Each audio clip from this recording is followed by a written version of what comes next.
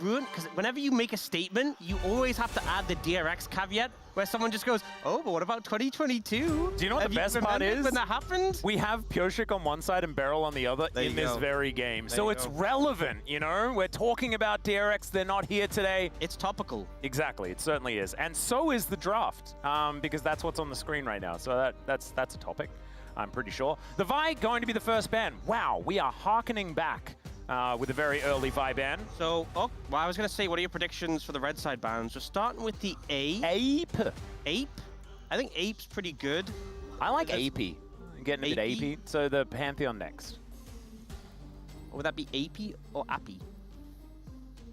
It's whatever you feel like. Oh, okay. I'm glad we're getting some. We'll take an American approach. Oh. Where you just get to kind of decide. Oh, is that? Yeah, how things are pronounced. I think that's what we'll do.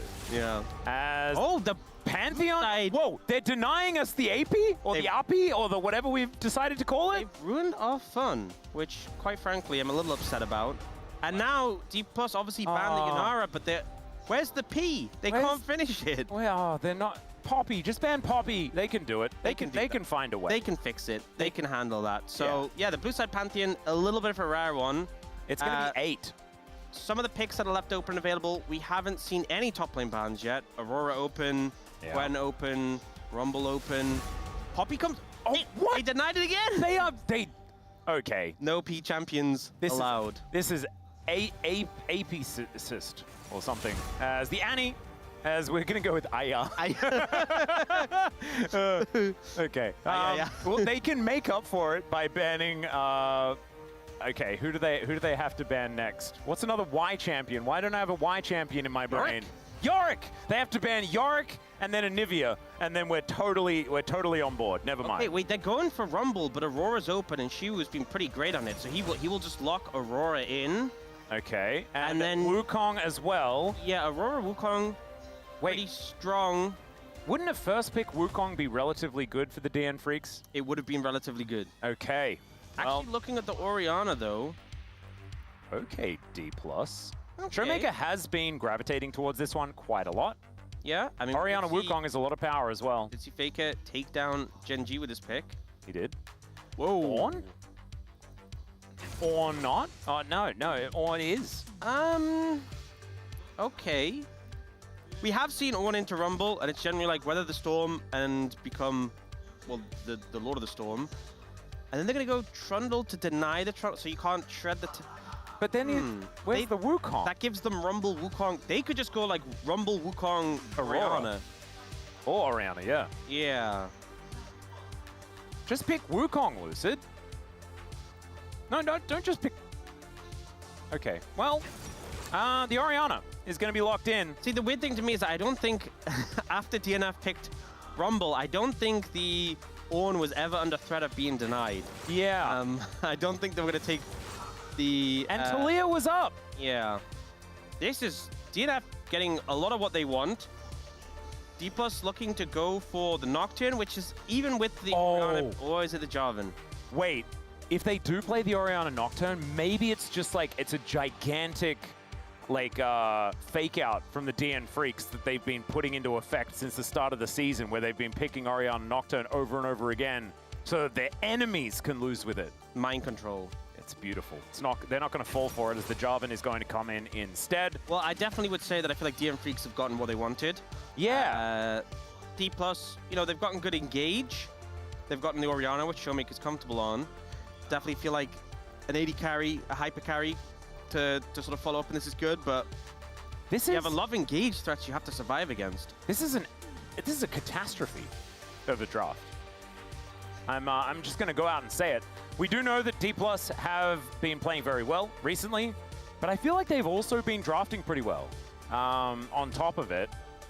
Let's see what they round it out with. I don't want to, you know, I do often warn people against counting chickens prior to the hatching of said chickens, but I like the Lucian ban, because Lucian Braum, obviously Braum can stop the Ornn ult, so can make a good amount of sense.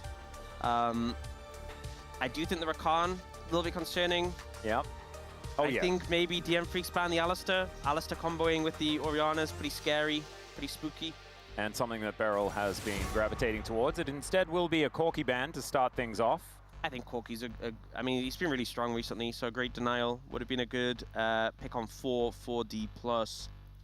See what Berserker is going to lose access to here, because of course things with a dash is probably what DK are looking at as far as denial is concerned. See what it is going to be. Already taken away the Lucian. Rakan. I think the Rakan denial is really good. Good one. I wonder if DN Freak's ban...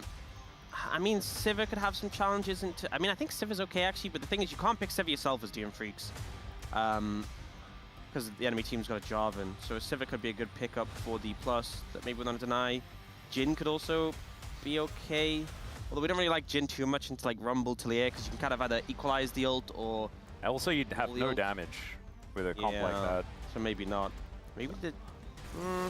Brad. Yeah, to stop the engage makes a good amount of sense. It does mean the Alistar is open, though. It's probably what Beryl is going to be looking towards, unless they want to go for support counter pick. Beryl has played Janna before, things like that. Janna actually works in this composition against the Wukong especially. I think the problem with going Alistar on 4 here is they could go Nico into it, so they're just going to take the Nico themselves, go for that pick that obviously provides a little engage and that lane pressure. And now for the DM Freaks. Are we just looking at a potential Sivir that they need to play into? I think you can't play Sivir in a Jarvan. Well, that's what I'm saying. So D+ just probably pick it on 5. Oh, maybe. Oh, God. Well, they are going to risk it. It's a dangerous move. Sivir Karma, specifically the Nico, is a good lane matchup. Maybe you can outrun the Cataclysm. And it's going to go Nico Kai'Sa. Okay. I mean... I feel like I don't like the Sivir Karma here into the Jarvan, but it does do well into the Kai'Sa Nico. I feel like D+'s comp is a little bit all over the place. Yeah, I agree. I think that they already kind of made their errors at the beginning and have since tried to fix it with the Nico getting on through there and Beryl having access to that one. I think that that's shored up at least a portion of the bottom side of the map, but with a Karma there, it is still going to be one that DN can play through. Interestingly enough, I think it was Aiming and Beryl who were first to play Sivir Karma. I know Beryl's played a lot of Karma. He has certainly been clicking the Karma button quite a bit. But it's a good matchup because a lot of... The thing is with the Kai'Sa Nico is a lot of the times the Nico really consolidates the Kai'Sa's weaker laning, and we saw that in the last series. Makes it a lot better. But into the Sivir Karma, you're going to have a rough time. So I think it's really going to come down to this mid-jungle of the Jarvan Orianna to get things rolling, and the Jarvan in particular to be in that Sivir Flash on cooldown, because I kind of pretty heavily favor what DNF have put together in this one, but I would agree. We have seen DNF have edges in draft and not been able to capitalize before. We have to remember we have spent the last 3 games observing the Legend Group. Yes. Not only that, it's the tippy top of the Legend Group. We are now, in reality, the reality of the Rise Group, where drafts still matter, but nowhere near as much as the culture of the gameplay. Let's get into it.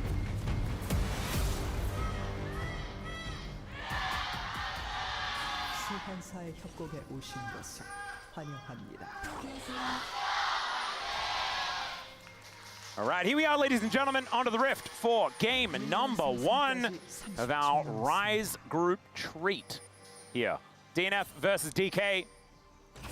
Last time around, it was a 2-0. The time before that, it was a 2-0, and I hazard to guess the times prior to that were also similar to the 2-0. It hasn't been a great time for DNF into DK, but that means, say the line. Can you say the line? It's Rise Group, baby. No, not that one. Oh. You needed to say that they're due, Oh, but that's okay. they're not due yet. No. Oh, God. They won too much, man. I thought that they have to be due. I guess, yeah, they did win, like, not last series, but the series before. Yeah, they expended their Junus. That's how it works. But against DK specifically, they're kind of due. Okay. The problem with saying it, you have to be tentative when you say it. Yeah, You know? that's a good point. They can still win without being due, you know? That can happen. Hey, that's a good point. Let's see whether they can channel some of that already.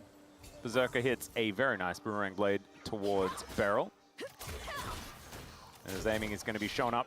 Not respecting the Jaculov skin is the best skin rule that we do have here around the world. Which is also still pretty cool. Very fancy. It's just not quite Jaculov. It's not the classic. No, it's not. But it is very fancy, and, you know, I wonder if aiming has the skin. He probably bought it with all the Gold King awards that he got. As Beryl doesn't have health. Do you think he has... Do you think he has like a slot in his computer and he just puts like the coin in and he just, like, once he puts it in, it just gives him the skin, like one exchange? No, it just like, as it's in there, it just gives him riot points per second. Oh, yeah, that makes sense. That's what happens. Yeah, this lane is not going well. No, I would put this in the cons column, well and truly. As Beryl not quite finding any Tangle Barbs or anything like that. As we are farming with the Void Seeker. They do look cool though, don't they? They certainly do. And sometimes that is the most important thing is, wow, Shiu says, you've got fire, well, so do I. Yeah. I'm seeing Dudu do too hot so far in the early levels. Getting burnt a little bit by the Ornn. Which is sad because he wants to do the burn. Oh my god. Speaking of burning, aiming is gonna have to leave. Yeah, that's a go home angle. It is, and we do have to remember that this was something that they kind of opted into. Yeah. Although there's like, what do? You can pick Caitlyn, I guess. You could pick Jinx, Sneak. I don't know. Could have gone Jhin. Would have been a bit better. But also Jhin for the comp doesn't feel great. Kai'Sa still doesn't feel fantastic. Yeah, I mean that's the thing is the Kai'Sa Nico feels a little bit off the rest of the comp. I mean, I guess you do have Engage, but you're playing into a dive-focused comp. I don't know. I've said how I feel about the D+ comp, and I love this from DNF. We've seen a lot of teams struggle to do this and lose games over it, but you know the recall comes out and they immediately read that the swap's going to come in. Obviously, the TP came quite early from Shiwu, and they match. And that's really important when you have such a favored lane matchup, because if they let aiming and barrel just chill and farm, you know, what was the point of picking Sivakama? Yep. And also, aiming could only afford a cull. So, doesn't have biscuits or the pot that Berserker does have. So, yeah, that's not ideal. Yeah, it's going to be feeling like this damage will stick. And we did notice there was a fair bit of poke damage that aiming had to deal with. As we can see here, Life trying to take the Nico for a walk, but isn't going to be able to do so as Lucid is here towards his top side. See whether he's going to help out. There is a pesky monkey in the area as well. And Lucid is looking to come in by the power of Cyanide. This is a good timing to come in when your laners are healthy before they get poked out. You leave it any longer, not going to have a real chance to make something happen. So if Life steps up too far and you find a gank, being a summoner can make a big difference. Oh, Beryl is going to try and find his way in, and he manages to get the Tangle Barbs. Life goes down, and it's first blood for aiming. Oh, dear. DNF, this was where they were strongest, and that's where DK strike. Just great setup from Beryl there. Didn't really leave any counterplay. And once the first CC hit, the second follows. Great gang from Lucid. And as I said, perfect timing. When you still have health on aiming and Beryl, no chance for recourse. You can see they got chunked out. If they'd been low health already, that's where you start to get a little bit concerned about counter kills coming through. But no chance for happening there. Very nicely done. She looking a little worse for wear, as Dudu has managed to dust off that flamethrower quite well. That's the thing with the early matchup with the Rumble into the Ornn. You do... Oh, Life? Yeah, he's going to pay a visit to Showmaker here, but he speeds himself up, has that phase rush available, so he just wanders his way out. Yeah, exactly. Yeah, so... We haven't spoken about the walk strategy all that often this season. It's a pretty great one. It is. Yeah, goes for the E-flash there. Really well played from Beryl, just to give no reaction time. And the fact that the Karma also burns the flash there. That is the best case scenario, is whenever you go for play, you get the flash and the kill anyway. Yep. And now, Lucid's being sneaky. Actually, no, it's Beryl. I got baited. Beryl is also being sneaky. He is being sneaky. And I he's love also how Nico's being been out lucid. so long. And I'm still getting tripped up. Me too, every single time. But does it make you happy that, as leader of the Lucid fan club, Yes. that there are like potentially 3 Lucids on the map. That's pretty great. Yeah. Any Lucid fan would be happy about that. Yeah, but you mostly. Me mostly. Yeah, that's what I thought. Me especially. That's a really good point. Actually, I don't know if you know this, but my fan card got signed by Lucid. Ooh. Did Showmaker sign it? Because he's in a little bit of trouble. Not a great segue, but I had to do something. Chronicler borrowed it and got Lucid to sign it. It was very nice of him. But that's a bit awkward. it is my fan card, so I want to stop. You know, Chronicler was trying to say that he was the leader of the Lucid fan club, but I clearly remember he was the leader of the Croco fan club at the same time. Okay, we should try and How get to many the bottom. fan clubs are you allowed to lead? We should try to get to the bottom of how many fan clubs Chronicler said he's the leader of. Because I feel like he said he's the leader of the Pays fan club, The Bulldog fan club? Croco fan club, Oh Lucid my. fan club, Showmaker fan club. It's really allowing us to believe you a whole lot more. You know what? Let's try and find a player. He's not the leader, allegedly, of the fan club of. Do you know what my favorite part is? I have said that I'm the leader of the Beryl fan club and Morgan fan club, and I will stick to it. And I feel like Chronicler has probably also said those things. Don't think that's the response. That's the thing is that, you know, you guys might think, why are you so set on fighting over the Lucid fan club? It's not about that, you know. Obviously, it's important to me, but it's once he takes that, he's coming for you next. Yeah, isn't right? it about defending the truth more than Exactly. anything else? And he'll come for the Barrel fan club from you next. It'll happen. Yeah. Oh, no, he won't. And then he'll start saying he's the head of the Bro fan club, and Degon will get very upset. Oh, no. Yeah, it's a slippery slope. Well, let's see whether Berserk is going to be able to find this angle. He certainly looks like he will. Has on the hunt. Just needs to let... No, he doesn't have any mana. Oh, so close there. But Aiming will be able to walk off. Doesn't have to be in the flash, importantly. Yeah. We'll have to back away. In the meantime, Lucid will be taking some grubs. Grabs 2 of them. He can drag the flag all the way out as the Ram coming on down here, but there's also an equalizer. Flash has to be employed here by Shiu, who does get himself out, but that is going to be summon a spell advantage here for Dudu on that top side, and no ulti for the Ornn. Never the best feeling when you... Oh dear. Lucid will have access to a Command Protect relatively soon, but Showmaker not going to give him the orb. Yeah, it must be rough for Chronicler seeing Bulldog and Lucid fight. He's apparently chairman of both fan clubs. Oh yeah, true. Imagine if the Bros were playing in our next match as well, and like he also needs to bring his Croco fan club gear as well. Oh man. Oh, it's ridiculous. He's copping a lot of strays. We're sorry, Chronicler. Well, we sort of are. No, we're not. Oh, no. Orcs Unleashed. 2026 is going to be a crazy year, man. Oh, it's going to be so sad, man. What else? What are we going to do? I'm a little scared. Like, where does your focus then lie? I don't know. This is so much of my material. I'm so frightened. Yeah. Because it could be me next. You never know. And, you know, I can still make some jokes about it when he's just left, but... Yeah. Okay, it's okay. But there's going to come a point where it's like 2037, and I'm like, Yeah. oh yeah, Chronicler would... And they're like, who is Chronicler? Exactly. Okay, that's a lie. We'll still remember him by then. We'll have the old heads who are like, I remember who Chronicler is. Yeah, we would have had him converted to AI at that point, and he'd be casting again.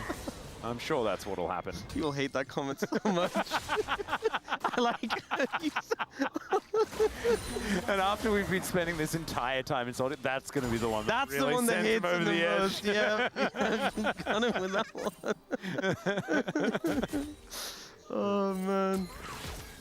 All right. Voidseeker's not really finding too much. As we can see, DK have about 100 gold lead. That's why we're, you know, just being rude to Chronicler this entire time, because not a whole lot more has really happened after that first blood did come in. And the gold lead is being held even by Dudu, because he's just further ahead than Chiu, who just really wants levels in this game. I mean, I feel like the matchup with the Rumble on, it's one of the things we see it picked in as like a counter with quotation marks, but really it's just the fact that, you know, you scale up as the Ornn, you can kind of weather the storm, but it's once you get the Kanik Ruka in, that's the point where like the Rumble just can't really do anything to you anymore, because every time he tries to trade with you, you have a massive magic damage shield as a kind of buffer zone for any trades. So as soon as Shiwu gets that, he should be chilling. Yep. He's getting closer as well. Yeah, but he has obviously fallen a little bit behind there. Lucid has picked up his signature item. Oh no, not the Winmore item. Yeah.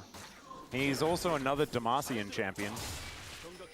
so I'm sure it just works the same And way. it also feels so nice on Jarvan because you have the extra attack speed and your first auto Yeah, has the passive. first auto feels amazing. So you just like, bap, just slap him on the head. You know, I feel like that auto wouldn't even need to do more damage to feel good. It just feels good. Yeah, I do like the animation. You know, some champions, the crit animations are so cool, Yeah. but you Like don't see Zillion. them. I don't know what Zillion's is. He doesn't have one. Oh, no, he must. Every champion does. I know he famously didn't. He did get Oh. reworked since They I must have knew been- that, I'm Do pretty you know what? Have you seen Scions? No? He does like a little leg kick.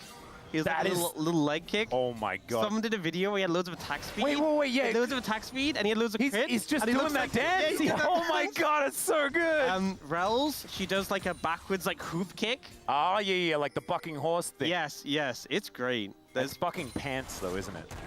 I guess. Because the horse is her pants. Yeah. We have to remember that. There's some, but like the thing is, how often are you going to see a Rel with crit? And you're probably thinking, where have I seen a Rel with Arena? You've been playing Arena. Arena. It's always Arena. That is the way. You know.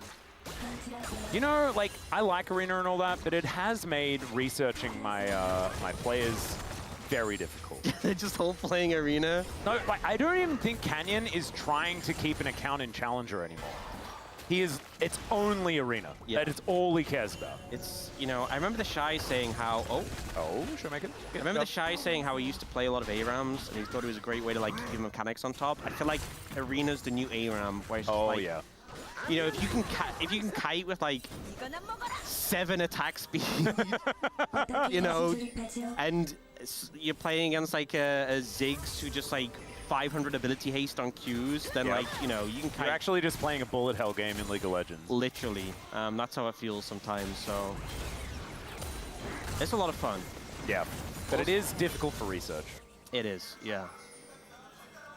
Put that one down. DNF do have a little bit of a lead. Have managed to put that one together, largely because Dudu is just getting further and further ahead. That Arcanic Rookon is could not come any sooner, and in fact it is going to come right now, so there it is. How's that finished? But now setting up for Dragon. First Dragon in the game pretty late. Yeah. In fact, so... You see Lucid hiding in the brush, but the Dragon's giving away his position. First items for both of our junglers as Pioshik does get tagged by Lucid. Fair bit of damage there is aiming. Doing decent work towards life as well. And with this Enchanter support, there's not necessarily that go button here for DNF that often teams are able to rely on as Pioshik decides to flash in as Bulldog is thrown so far away. The Dragon is going to get secured, and now Beryl going to go down first, but aiming gets into the back line, and he's able to pick up a double kill. Life going to be another one perhaps as there's the flash in. Acathian raining down, and he gets that cool animation with Uzi's skin there as well as he locks up the triple. That is 4-0 now for aiming. He is all of his team's kills. Yeah, not the person you really want to be getting fed in this situation. Aiming in a Pretty good spot. very good spot. Yeah, so we see the engage comes in, Showmaker flashes out, Berserker hangs around though, and then ends up eating the Nico ult into the shockwave and gets mega chunked. Flashes deeper into the pit, which just allows aiming to clean up.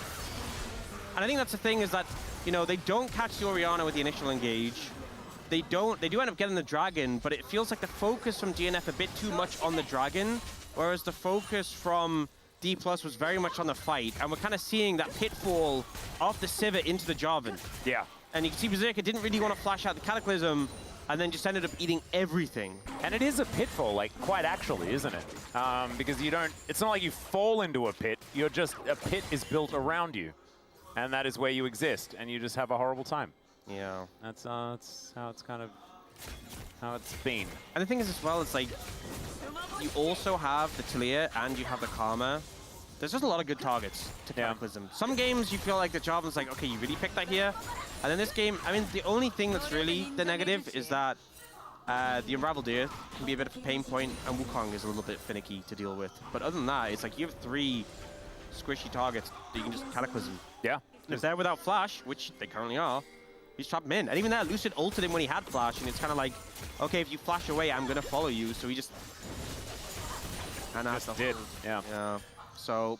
The problem Advantage now for, sorry, go on. I was just going to say that the problem is that if he just walks up to you in Cataclysms as well, or Flash Cataclysms, then he always can flag and drag on top of you after a Flash anyway. Yeah. Just doesn't feel like there's that many great options. Of course, that is a little bit more spell shieldable, but still. It's also a little awkward because if you spell shield too early, then the flag can proc it. Yep, exactly. So it's a bit like trying to spell shield an Alistair combo, which we have seen a fair few of our LCK players manage to do quite well. It's just tricky when the pressure's on, you know? Oh, 100%. And if you mess it up, you just lose the game. Yep. And if you do it, you may not necessarily get POM because someone might do more damage. You know? So it's really hard. Aiming, looking for a bit of an angle here towards the bottom side as the ram is cool. Really cool ram. Great ram. Yeah, Aiming's like, well, guess I'm not coming down towards Dudu the bottom sensing lane. immediately that something was wrong, and that there was a move from aiming. That's the thing with the Kai'Sa, you can just kind of mosey on down to assist with these side lane plays. When you have an Ornn, you can set up the passive so you can ult in. Well, vision everywhere here for DK as well. A little bit of a scary moment, but no Ornn Horn to come on through here from Xiu, who is currently burning down a little bit. In goes Beryl, looking for a little bit of an angle, but that's the shape splitter. Still gets a lot of information.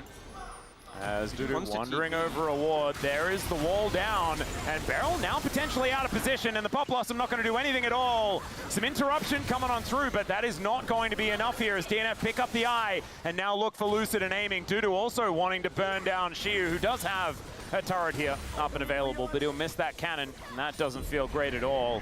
Rift Herald immediately going to get thrown down as DK starting to lose the tempo, and ever since this draft began, the tempo vibes haven't necessarily been there. This guy on your screen right now would argue against that because aiming is still 4-0, but DNF making the most of a awkward situation. Yeah, good setup there and able to punish the squishy Nico in the situation. I'm not sure where the TP angle actually came in. Beryl gets cut in by the wall, ulted, and then gets just exploded by the Talia. And the TP gets interrupted pretty quickly by Xiu there. Yeah, this is, you know, there are always two sides to a barrel. And that was one of the sides. I think the thing is as well, what's kind of annoying for Dudu is that he has no way to interrupt Xiu's TP other than kill him, which is obviously not the easiest thing to do. And Xiu was just chased him down, had vision in that brush that he retreated to. I mean, Xiu did his job, stopped him coming in. Maybe the fight could have been a lot worse if Dudu was able to show up. But at the end of the day, DNF got what they wanted out of that. And the gold back to pretty even. There is a big advantage between the AD carries, and we have 2-item spike for aiming, which is significant.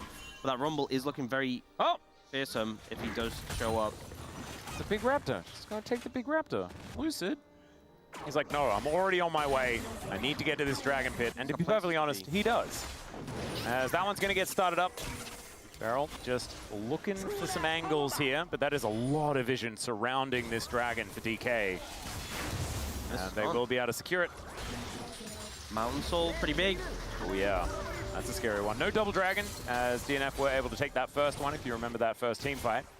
As level 13 now for Xiu, who has upgraded that Kainic Rookan, and is going to be able to start dishing out some items. And when aiming also gets an ornament, and okay, Dudu taking a lot of damage here from Showmaker. Pop Blossom going to come on through. That will line up another orb shot, and aiming steals it away with a Void Seeker. And Beryl manages to limp out. That is a lot of power removed from the map. You know what that is? That's Gold King behavior right there. That absolutely is. He's like, I am the only one. He has a monopoly on money.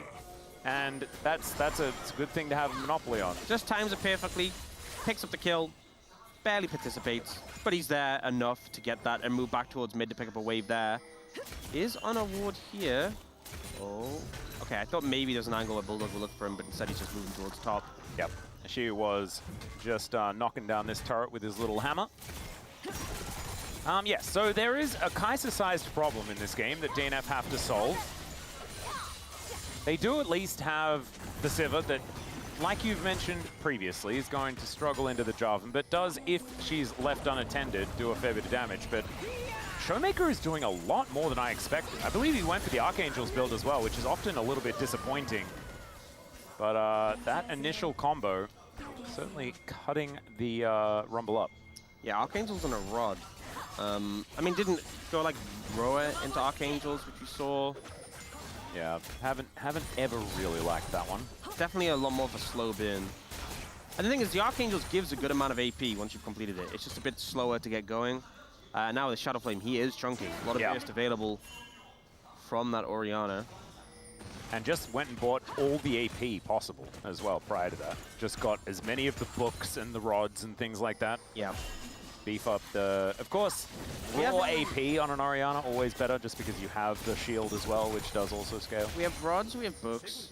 Do we have any wands? Yeah, we did blast him. Blast him one. Do we have any, like, staffs? Staves? Staves? Needlessly large rod is probably a staff. I mean, it's a rod. Are they not different? That's a good point. Seraph's kind of looks like a staff.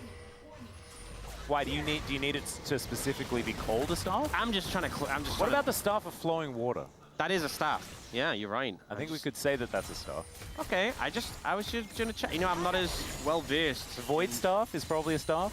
Is the void staff a staff? Let me think about this for a second. Yeah, give you a sec. Okay, well, I'm glad we got to the bottom of that. 2 staves, can confirm. Okay, we've ticked all the boxes. Wizarding is possible. Yeah. Okay, I'm glad we got to the bottom of that. Yeah. I'm not sure why we got to the bottom of that. Do you know why we got to the bottom of that? I was just thinking about it, and I didn't have it at the top of my head, and it's one of those things you say it, and then you think afterwards. Beryl pressed that, and then he thought afterwards. Yeah, you definitely didn't think before. Yeah. We can confirm that. Okay. Sometimes you just want to... You know what it is? There's a lot of items in League of Legends, and they keep changing them. And Void Staff has only been in the game for about 75,000 years. Like, why does no one build Frozen Mallet anymore? So true, actually. There's some Gnar player out there watching this right now. Oh, actually just... slammed his desk, like, bring it back. How dare you, Alice! I'm still hurting! Yeah. What about... I think Gunblade still gets me. I really want that item back. I love Hextech Gunblade so much. It's in Arena. Oh, is it? Yeah. I need to play. Actually, I've just not been an arena guy. Been too busy playing 80s too. I love how I'm setting that up for you. Yep.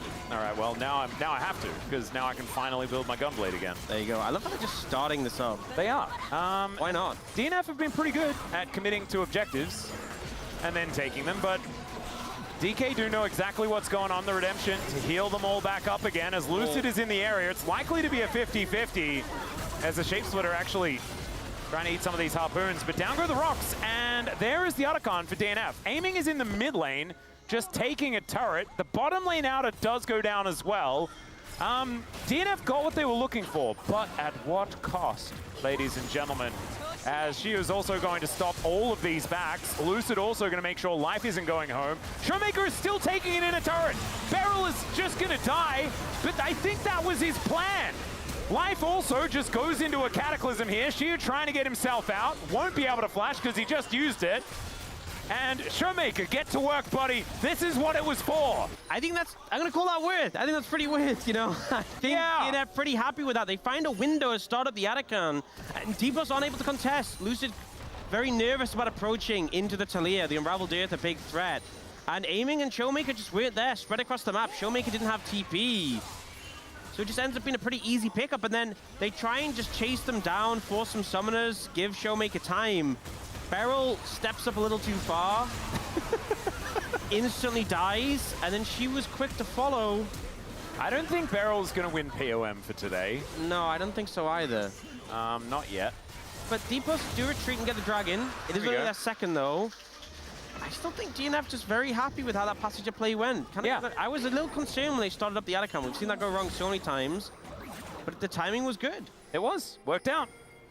We do have Showmaker on the verge of picking up a Death Cap, which is going to be a large addition of power. We also have Terminus done here for Aiming as well. Not going to go for the AP build because, of course, there is already Orianna, Nico, and Ornn on the map that do the majority of magic damage. So we'll be able to make use of this Black Cleaver that Lucid has put together.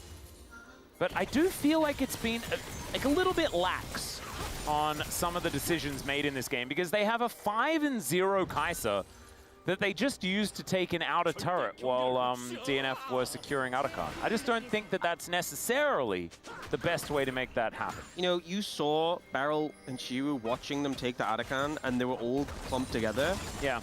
And you know they were just thinking, Guys, if we hit all the ults here, it's just instant ace into Arakan, into the game is over. But they just didn't have their carries. But also, they were probably like, if we do that, the game's probably over, and this is Rise Group, baby. Ah, yes. That's not what we're about. We're about the slow burn. It's not instant gratification here. You know, you have to deserve it. You have to earn it. This feels like the thing Bro would say. Absolutely. I think that was in the Bro handbook. They do have one. I would love to read it. Oh, it's joyous as the Cyclone going to come in here from Purshik, gets the flash out from Lucid. But otherwise, not too much more is going to be found as Bulldog makes his way all the way in. Beryl just finds two of them, and the Tangle Bobs locks them up, and the Shockwave knocks them down.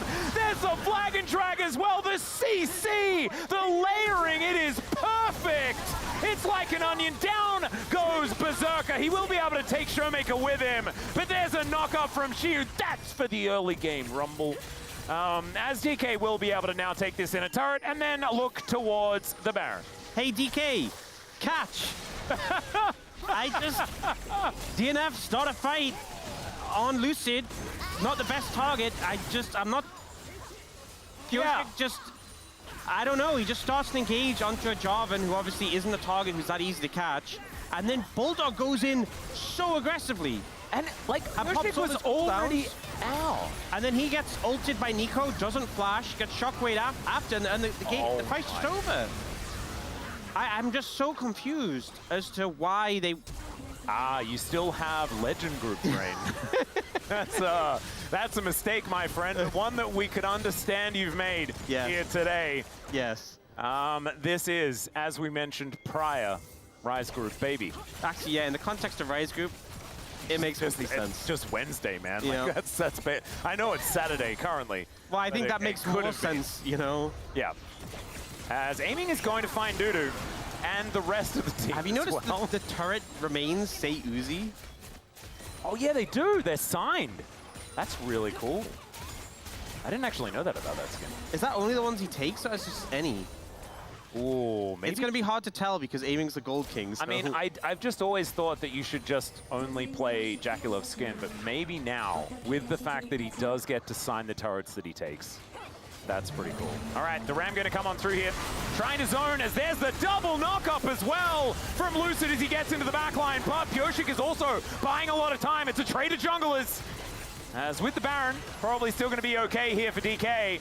As Shiu's still a tank, finds a bit of an angle here, gets right underneath that turret. That was a very weird interaction and series of things that happened. And in the end, the result was Shiu's dead and so's the turret.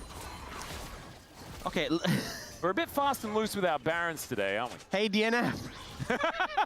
Heads up.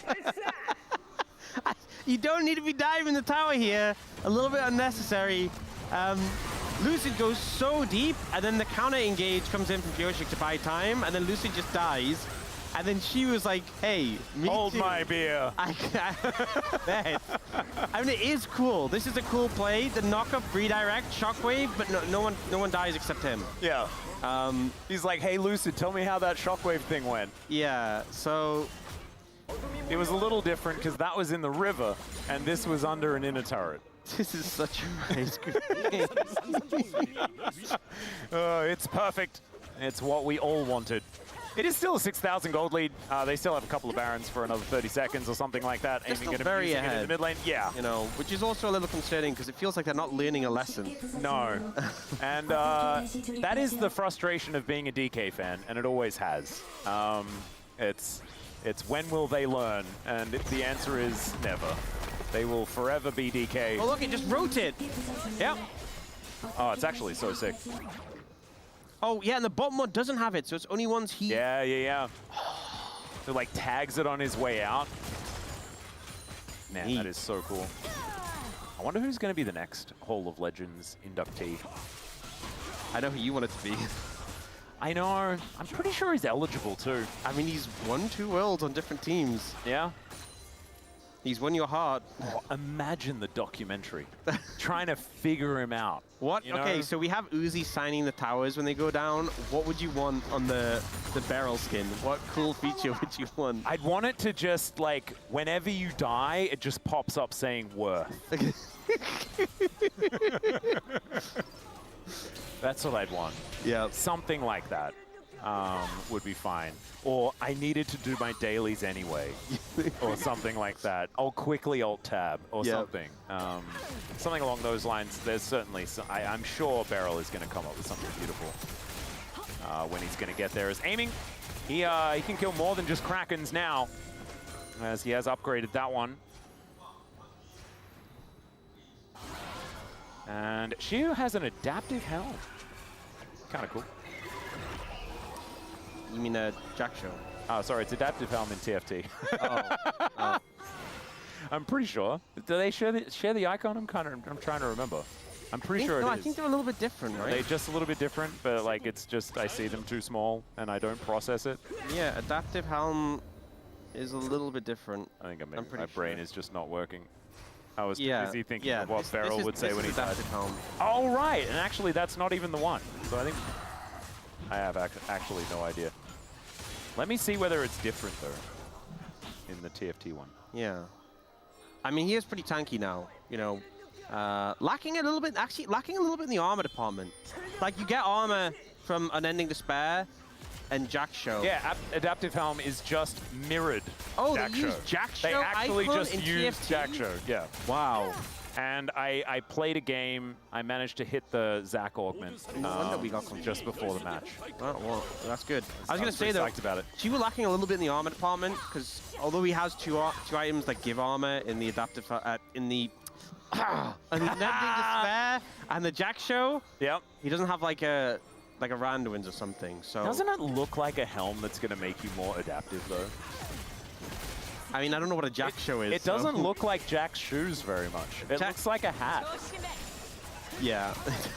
But, I mean, Berserker will do a good amount of damage to Shiu, is what I was trying to say on my point before we got distracted by Jack Show. Oh, wait, they're not even mirrored. They're just the same. Yeah, it's just Jack Just Show, exactly the same. the protein. The protein Jack shoes. Love that. I'm losing my mind. Fantastic. This is some Rise Group content. All right, the Ram's going to come on down. Shiu finds only one knockup, but still this whole team is split. Pop Blossom going to connect onto Dudu, but already Berserker is getting some work done. And Beryl, how did he live? He should not have lived. Showmaker's going to go golden, is now aiming, taking matters into his own hands, still has the flash. DK, they're going to get out with one dead. But that is a loss in the team fight, technically. Yeah, and actually, Hyoshik peeling for Berserker was so critical there. Saved him, saved his AD carry. So watch what actually happens. The engage comes in onto the Sivir. You can see, has to flash, he kind of does some flag and drag.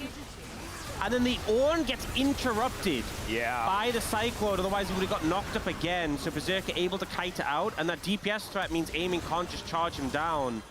So the peel from the Wukong critical there to keep his Sivir alive. And the threat of the 4-item Sivir very real right now. Very much is. He's got about as much damage as he needs, to be perfectly honest. As we got 6 items done, including an ornament and a GA here for aiming.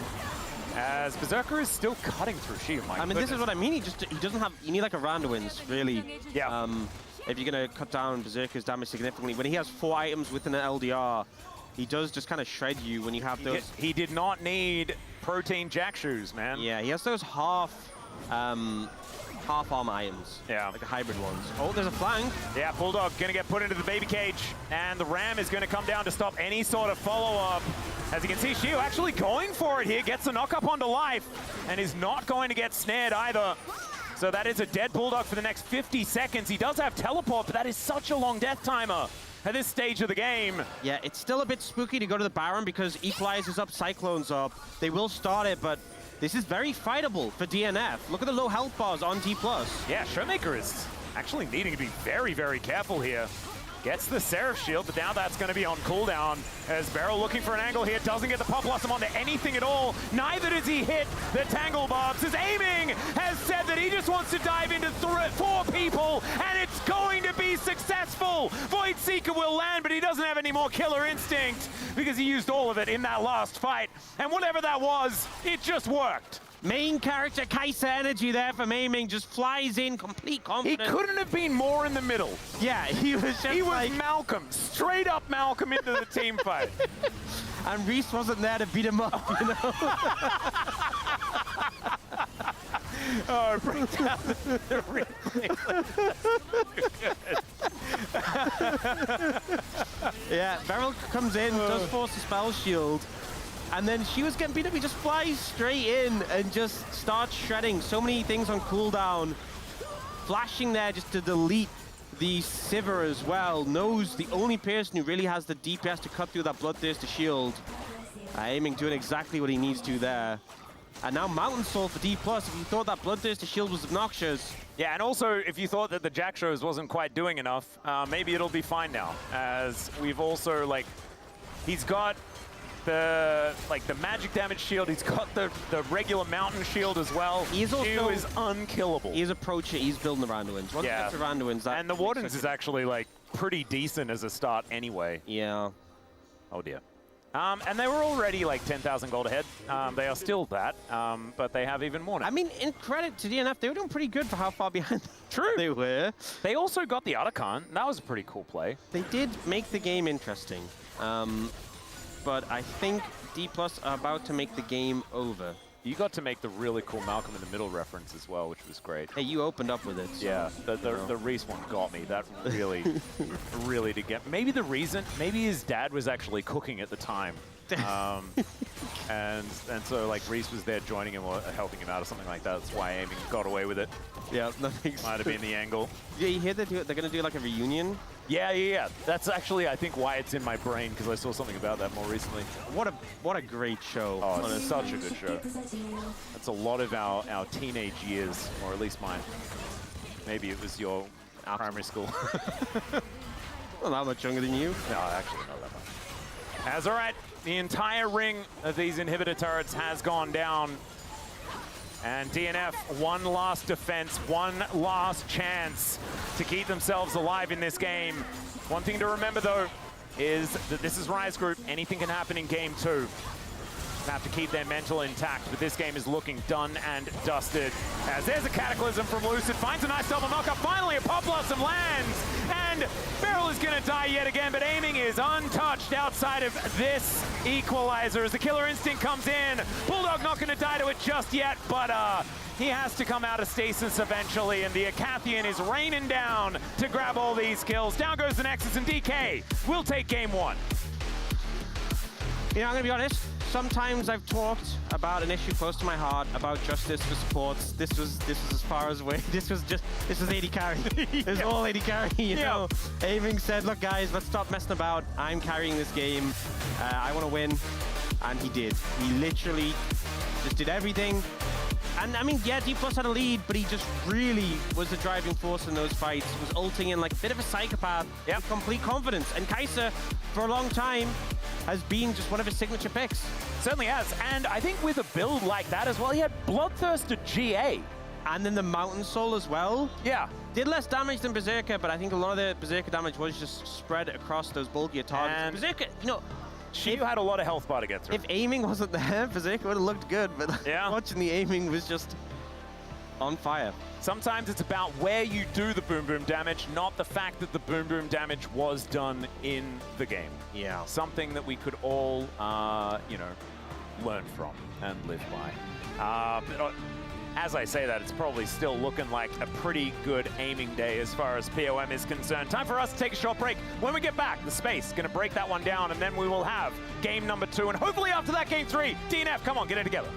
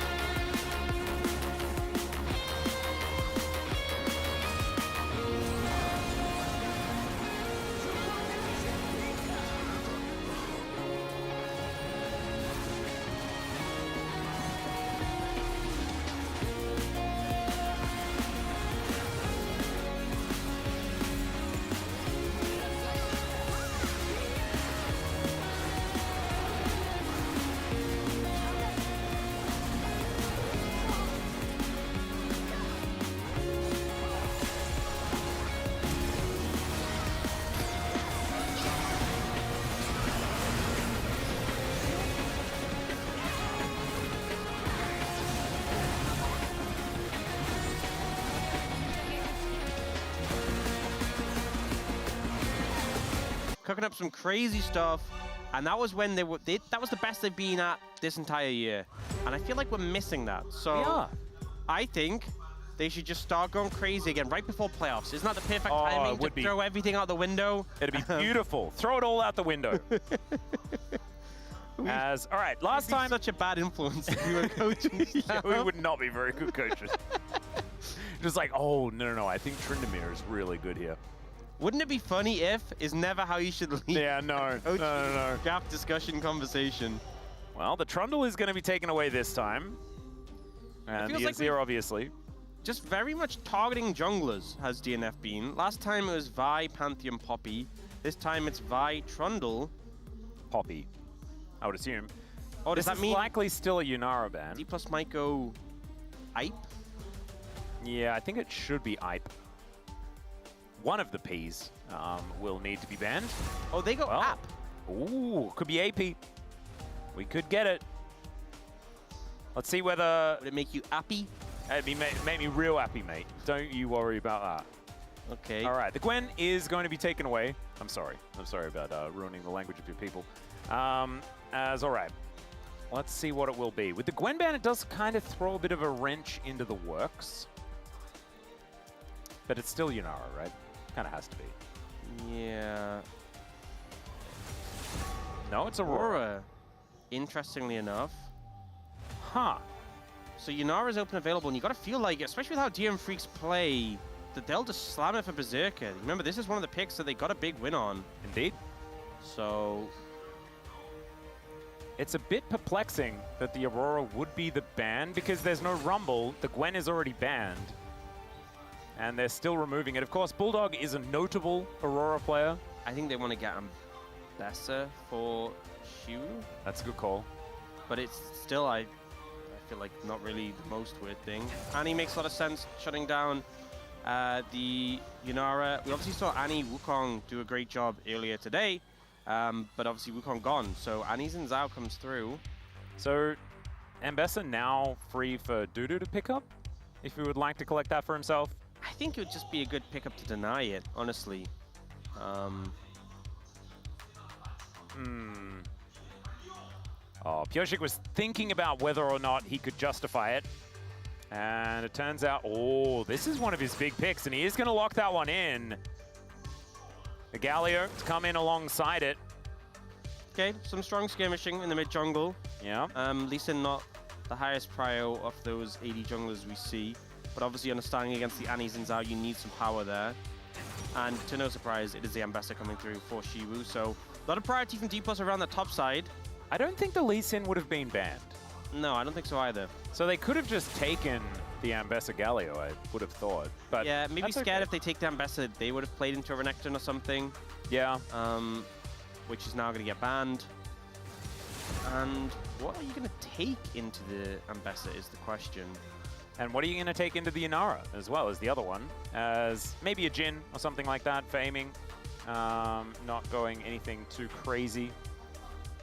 Could be one of the options that they're looking for as we're zooming in slowly onto Beryl, who will just allow this Cassante to be banned away. I mean, the main thing is just having reliable lockdown, good engage, just being able to explode the pick. So definitely want Beryl to be playing a reliable engage support if possible. Poppy gonna get taken with cards. Yep. Alistair Rakan still open and available. So Rakan actually could be a big lock-in here, especially with the Annie already there. Could allow for a lot of big Tibbers plays. I think the one thing with taking a support here on 4 is that maybe a little concerned about a Lulu into it. Oh, true. Spooky. You might want to take Lulu yourself. With the Zinzao already there.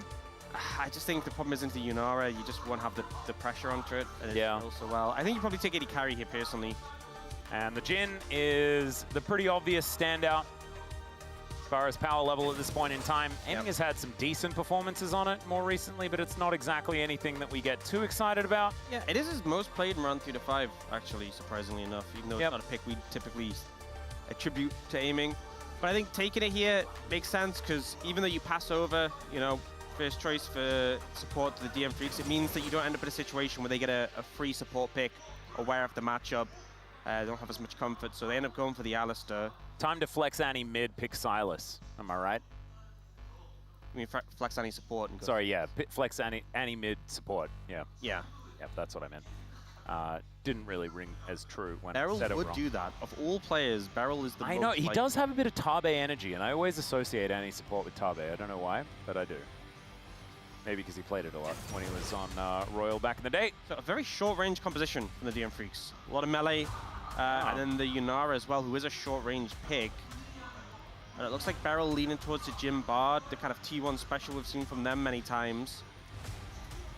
A little bit more fiddly than some other engaged picks. I mean, Beryl did have that, I think it was either earlier this week or last week, pretty fantastic Bard He game. did. But not super reliable lockdown for the Yunara. If you There's nothing reliable about Beryl's Bard. Especially after the last game. And the thing is, I mean, I assume, is Berserker going to take Cleanse? Ghost is pretty high priority on the Yunara, but into Bard, Annie, I think Cleanse is pretty good. And if you take Cleanse, it's like, okay, you're kind of limited in terms of CC to lock him down, so... I don't know. I think in terms of having the tools available to deal with the Yunara, I don't think D+ have fully hit the mark, especially compared to what Gen G had in terms of Rakan, Wukong, Annie. But their comp still is serviceable. They've got some good picks for them. It's just, there's a little bit of concern if that Yunara gets out of check, she will take over the game. Exactly. Well, it's time to do it. We are ready. Comps have been locked in. Something very fun did happen. The bans from DK spelt a park. So if the DN Freaks win, they're not going to hit it out of the park because a park has been banned. Oh, okay. So that is illegal. I'm not allowed to say that if they do win the game. They can't even go to the park. No, no one can go to the park. Park's just gone. Wow. Which is a big shame because that increases happiness by quite a lot for your citizens. You don't really have anything on the other side. No, that one's just kind of a mess that I would attempt to pronounce, but I don't really want to. The picks for DNF, Yulgar feels pretty good. Let's get into the Rift here for game number 2.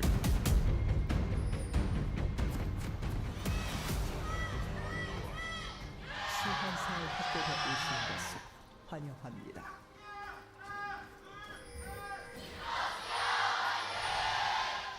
All right, here we are, ladies and gentlemen. I am reminded by chat that we are currently in a park because it's LOL Park that we're at. As Berserker already has to cleanse. Well, did take the cleanse, not the ghost, which I think is the right decision in this game, but now doesn't have it anymore, so... If there is a pause, it's because the whole venue needs to be changed. Ooh. That's what's going to happen. Oh, is Beryl looking for it? Yeah. That was cheeky. Yeah, that would make sense if Park has been banned. 산성되었습니다. They may not honor it. We'll just have to see. Pioshik running around in circles here a little bit. We'll be starting towards his top side by the looks of things. As DK already off with a bit of tempo in the beginning of this game. And I mentioned this on Twitter last time DK played. This is the team that either has all the tempo vibes or none of them. On any given day, they are either just thriving completely or headless chickens. No idea what they're doing and unable to really take control of a game. Yeah. Today, it's not convincing, but it does feel like they certainly have a fair few of those tempo vibes. It does feel that way. And even aiming, finding that Deadly Flourish on a Berserker, who does come back to lane with not a whole lot of health. Didn't actually pop his potion in that little jungle kerfuffle that we did have before. Not a fun lane matchup, though. Playing the Yunara, Alistar into the Jim Bard. Gonna be a rough time. Yeah, anything Alistar doesn't feel fantastic. So this just feels like it's even worse. Yeah, this is particularly painful. Shouldn't miss too many minions, though, and should be able to pick these up. Ooh, Deadly Flourish is just going to be a little bit annoying. Does miss out on one of those melees, but otherwise shouldn't miss too many of these. And as I say that, misses a few. Oh, and that one. Main thing has got the XP. Yeah. Are we getting to that point? Oh, main thing is they got the XP. It's 12-1. No, 14-6. 16-6. It's okay. Yeah. You know, that's what you He's tell still got yourself. a wave to catch. He's going to be at, like, 11. 12 even. Look at that. That's not too bad. Only down 4 CS, considering how zoned away they were. I mean, it is, though. Like, if you get zoned out of XP, it feels really bad, but I think you got XP for all of them. Yeah, so it should actually Or be... the Slurkle? Yeah, Slurkle value absolutely massive. Or Beryl. And Beryl is just barding. He's I feel like barding around. I'm concerned for him. And I'm not sure he is. He's absolutely not. We're flashing for it. His life finds the double pole as Pyoshik comes in and says, no magical journeys for you. You're only allowed to go on magical journeys when I'm there with you in 2022, Beryl. Really well played there from DNF, and Life in particular went for the combo. Well, didn't go for the full combo, actually. Got on top of them, stacked up the stun, and then Aiming and Beryl just kind of held their flashes until it was a little bit too late. Didn't get a chance to use them. Pyoshik with a great gank timing, and even though unfortunately Berserker isn't the one to get the kill, the most important thing is you relieve some of that early pressure, which was building up, mounting up there. Yeah, really nicely done here by DNF. And this is what Pyoshik has been known for on the Lee Sin, right? It's making these early plays and being frustrated. He's like the epitome of the Smurf Lee Sin player that you have in your games, you know? Yeah, so Life just flashes with the E, and the thing is, if you flash, he'll just WQ. So, like, what choice do you have in that situation? Has the Nimbus Cloak as well, given the extra movement speed to chase down. It does end up meaning that D+ still have their bot lane flashes available. But all in all, a nifty play by Life. Indeed. And the flashes situation, not as much to worry about because there's Hex Flash, and Berserker didn't have to use his, so yeah, should be a-okay. Outside of the fact that it's still, when it's, you know, Jinbad. Hex Flash and Spellbook, I mean, it's never been more desirable to just blow your flash. Yep.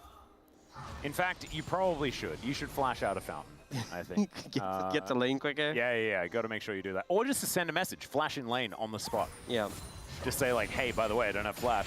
But I got Hex Flash now. Yep. Spend the rest of the lane sitting in the brush charging Hex Flash. That's what you got to do. As Pyoshik back into the jungle once again.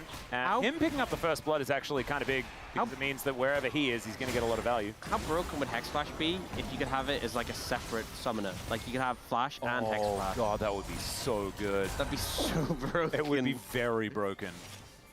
What if they just took Flash, like, you couldn't take it as a summoner spell anymore, but everyone got Hex Flash? Imagine Annie just, like, permanently just sits Yeah, you just only in brushes. Hex Flashing permanently, yeah. I think a lot of champions... I mean, it's just crazy how Flash is just so integral to the game. Yep. And so core for so many champions. It really was a conversation, I'm pretty sure, back in the day. Like, oh, everyone's taking this. Like, should we, like, just get rid of it? Should we buff everything else? And I'm glad that we went with the let's just keep it in the game and accept that everyone will just take it unless you're Gwen. Yeah. Or Kali sometimes. Or Hecarim. Yeah.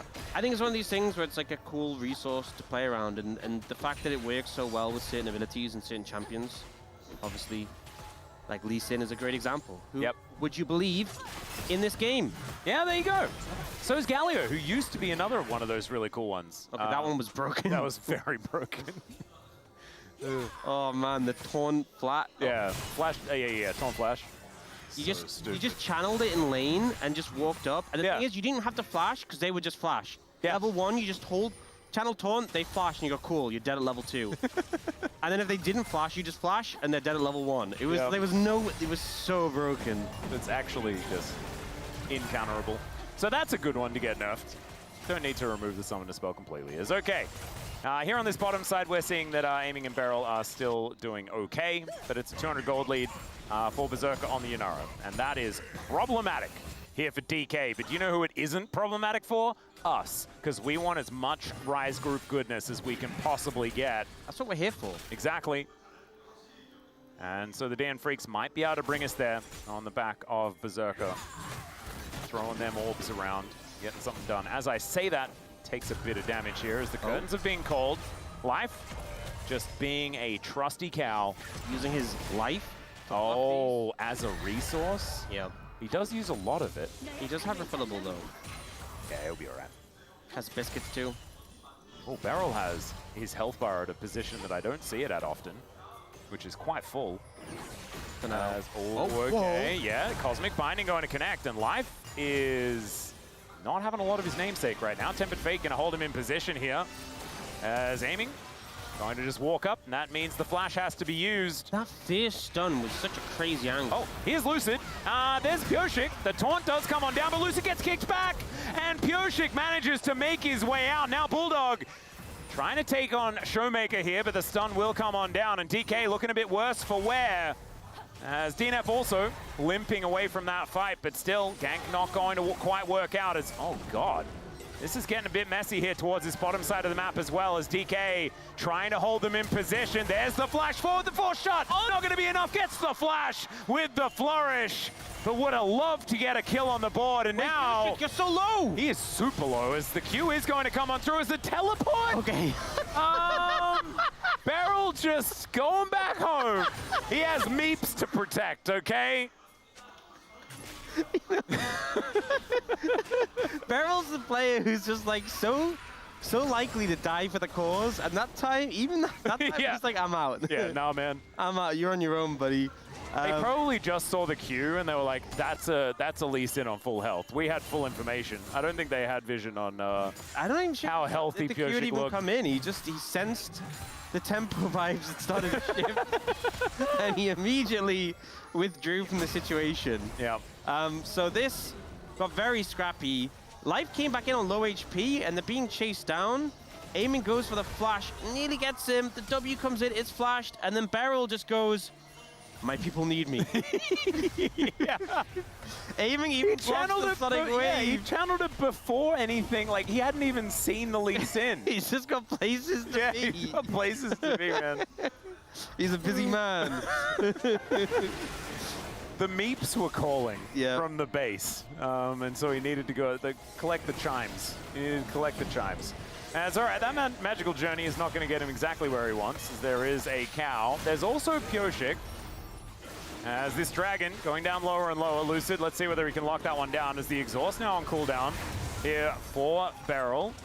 As Bulldog once again fighting a bear, this time it's made of metal, as Shiu is not. He is not exactly coping all that well against the Dutetrox. That doesn't work. It's not like the Dusante. No, it's not quite the same. Yeah, the Dutrox. Oh, that was some sick football tricks. Yeah, that was pretty cool. Pyoshik.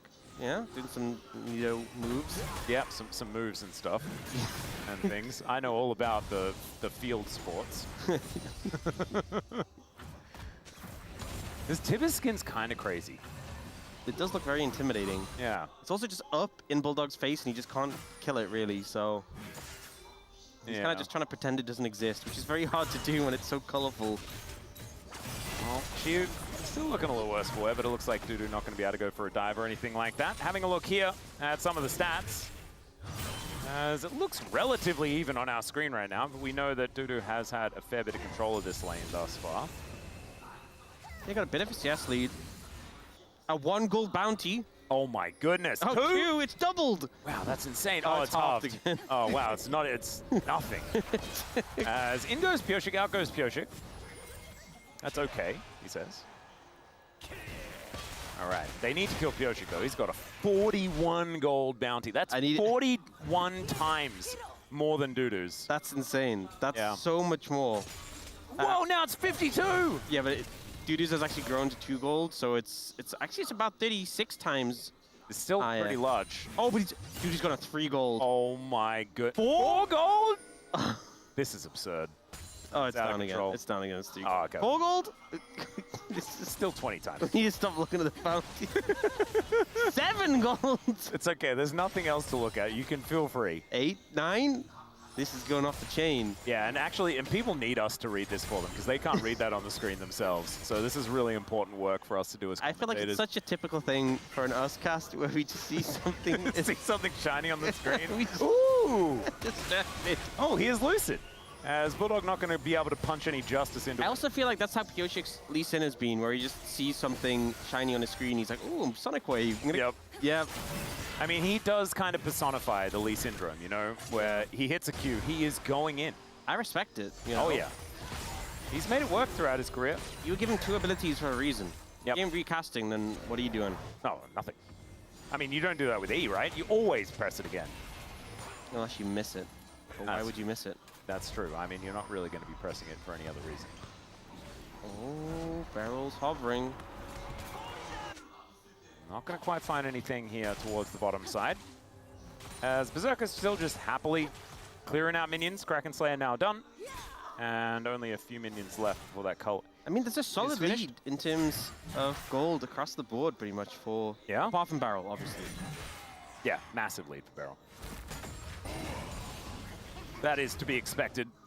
The support goat that he is. As if DNF can start to capitalize on some objectives, obviously First Dragon and 3 Grubs went over to D+.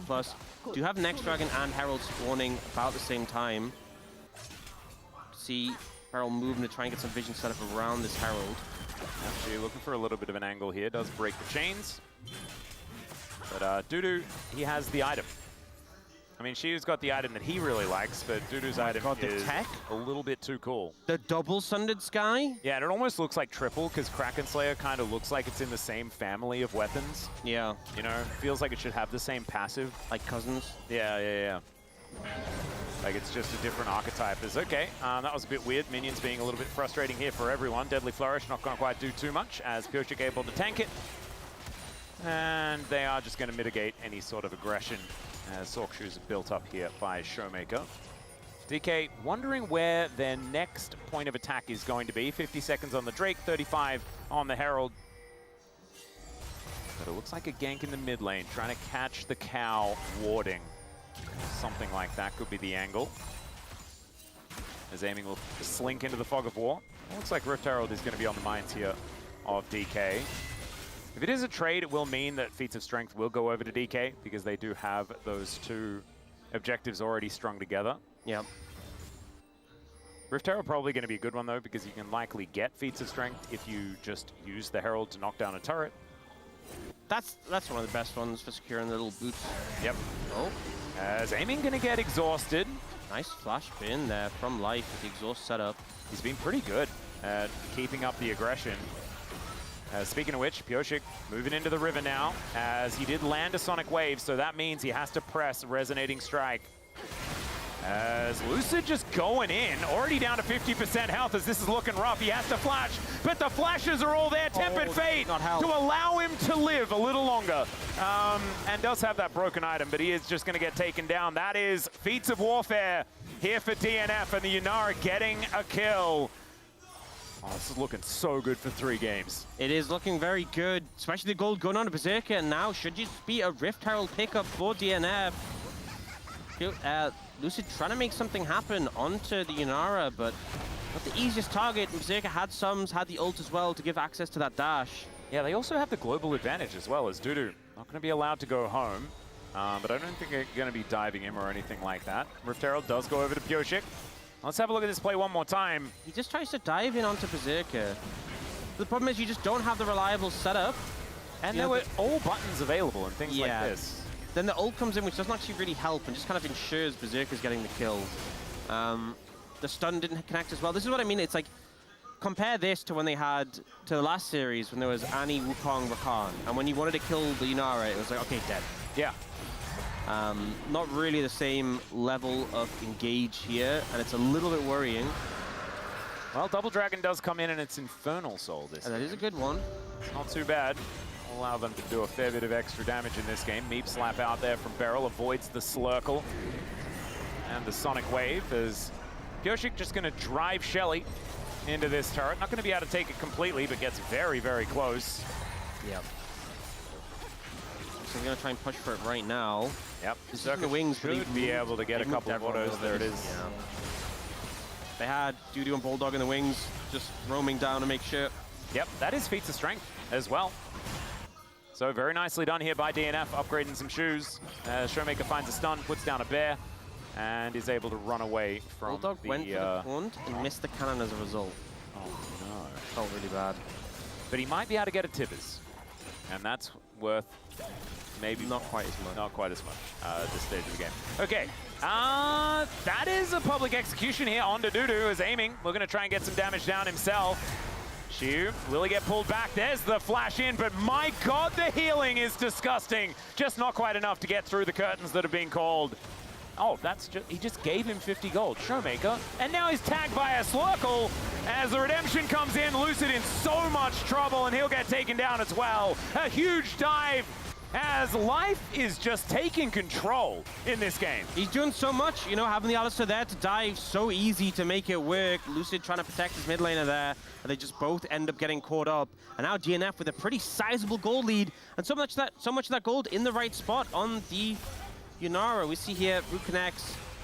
The Force just ends up getting chased down. I think maybe he could have autoed aiming there. Yeah, maybe. And got the healing. It does so much with the Sundered Sky.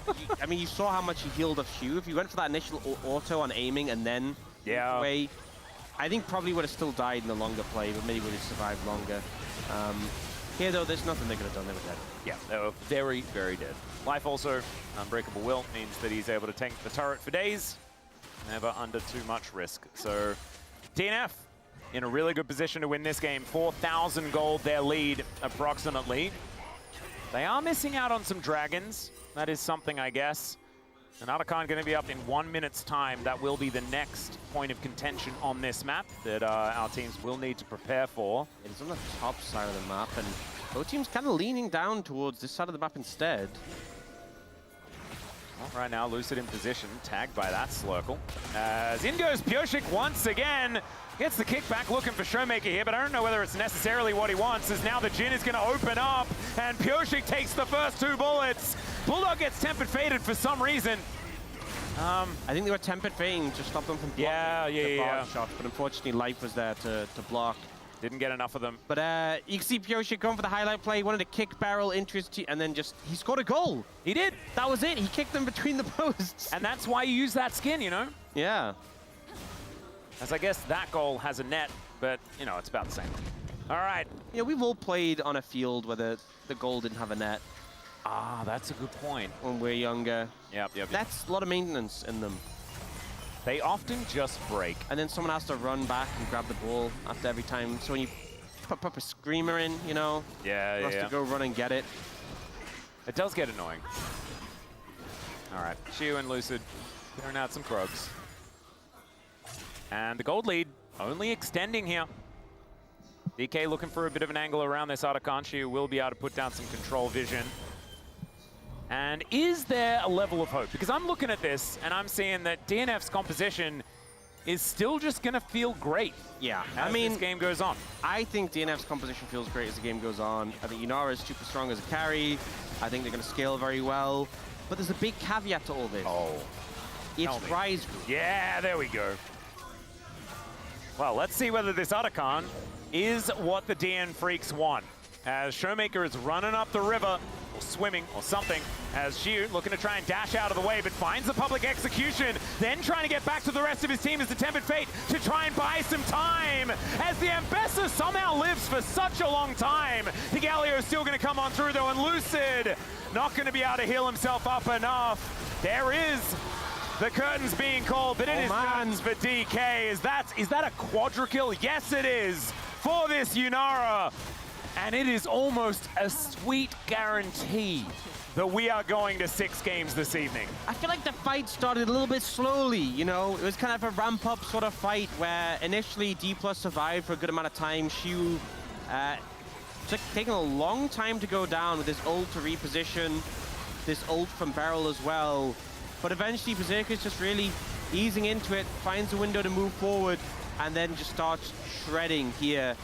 Takes out Lucid.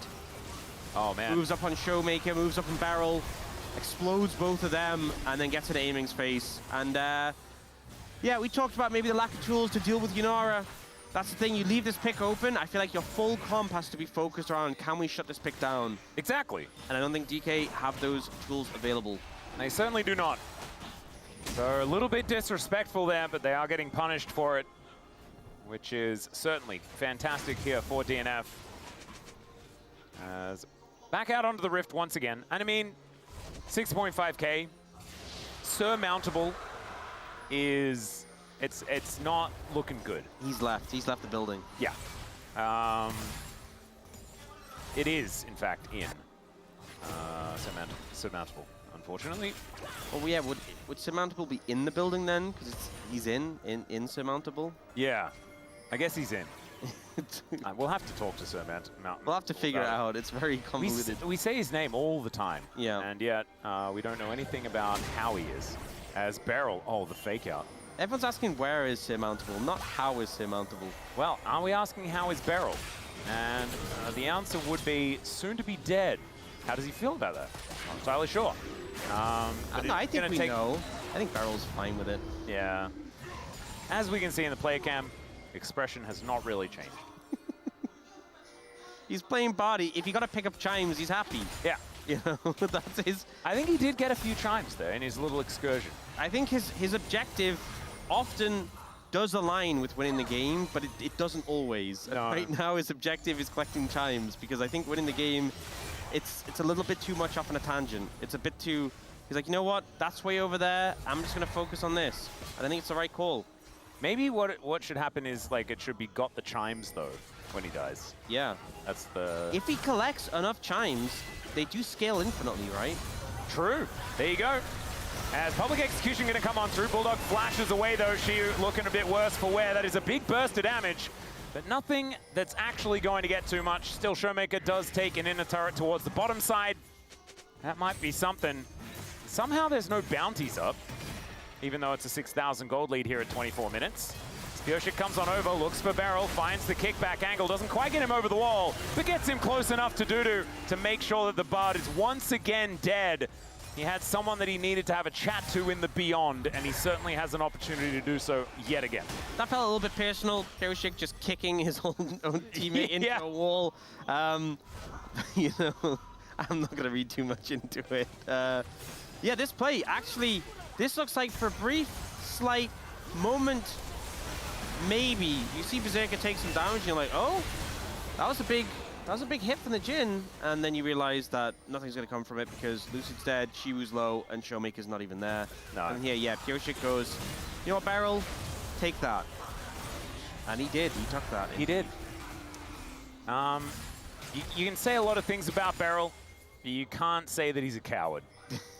No one has ever said that, ever, about this player. No. Well, actually, you know what? There was a certain play earlier when he... No. He had places to be. There were chimes to collect. He wasn't scared of dying. He just... He didn't even know there was anyone coming. He had a business arrangement. Yeah. As all right, Magical Journey going to get denied here by Life, who does pop the ulti pretty early. Still, DK, they do not want this. And you can understand exactly why. Showmaker is spotted. Now slightly out of position, breaks the chains, but Life is going to find him. The exhaust goes down and the Annie is dead before she can do anything. Public execution, just because she knew he had no way out. He'll go down as well. Man, this is utter domination here on the Rift for DNF. 9.4 thousand gold is the lead. As DK, yeah, I think take some Krugs. That's probably about the option here. As the Baron gonna get started, and I just don't know if there's any way DK can dissuade them from just taking this. Yeah, Members playing Disruption to try and stop Lucid getting in. Yeah. Flash. Curtain call does come on through here. As the rest of DNF diving on over. In goes Lucid, trying to get the angle. He flashes into the pit, and they stop the aggro. Down it will go. Pioshik gets back over. That is Baron. Well, that was a clean play. He did get in the pit. You know? Yeah, that's true. He made it. Yeah, so, I mean, they were setting up for a play here from D+, but that blue trinket, great read from DNF to spot out Showmaker. Life with the W flash combo to find Showmaker. And then you can see Berserker is trying to, like, move on to the next target. He's like, well, I guess I've got to finish off Shiwu. Got to finish my dinner before I go for the dessert. Yeah. But you can see he wants to chase down the other kills, but he has to finish off the first target. They don't end up for more. And then here, Lucid, he tries. He did show them that he could get into the pit. Yeah, he proved that he could. Yeah. And isn't that what we're going for? It's part of the battle, 100%. If the goal was getting in the pit, if that's what wins you the game, just getting in the pit, then he succeeded. Yeah, if the Nexus was there at 1 health, he might have been able to do it. He did die as soon as he got in the pit, so I'm not even sure that would have won him the game. But he would have been close. Yeah. And sometimes that's what matters. You know, my mom always said it's the thought that counts. When I gave a bad gift. So, Life looking for an angle. Speaking of angles, Shiu gets into that back line, but the Pulverize is there to answer. Oh, speaking of pulverized. Where'd they go? Yeah, Showmaker just disappeared. Lucid gonna follow suit. as Berserker just cleanses because he can. Heroic entrance, and it's not all that heroic if the game is basically already over. That is going to be the ace here. Oh, and he lives! Okay. Yeah, DNF, they're just going to finish off these Nexus turrets, and guess what, ladies and gentlemen? We get it. The third game in the series. DNF managing to win one against DK here in rounds 3 through 5, and they might even be able to win a series. But not exactly inspiring if you're a DK fan looking to the future. Well, we have one on the space. I'm sure you'll be able to discuss this. But DNF coming up big, you know, getting the Yunara for Berserker, a pick we've seen pop off on before. We know this team can do so well when the 80 carries and a hyper carry.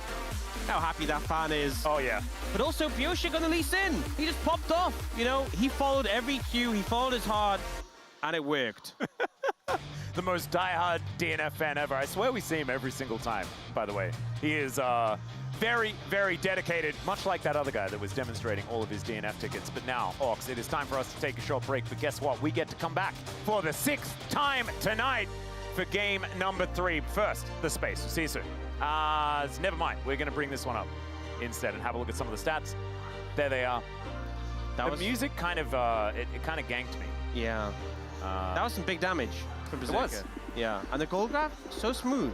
Wasn't really Riot's Group vibes. Oh man, you were talking about Roller Coaster Tycoon? And yeah. you were talking about Hot Wheels ramps? Oh, that would be a great one. It looks like both of those. It's a little bumpy at one point. Yeah. But you know what? We'll smooth it out. Yeah, we will. We'll be like, you just need a sander or something like that. You'll be fine. Even a chisel. Kids can use sanders, right? Yeah.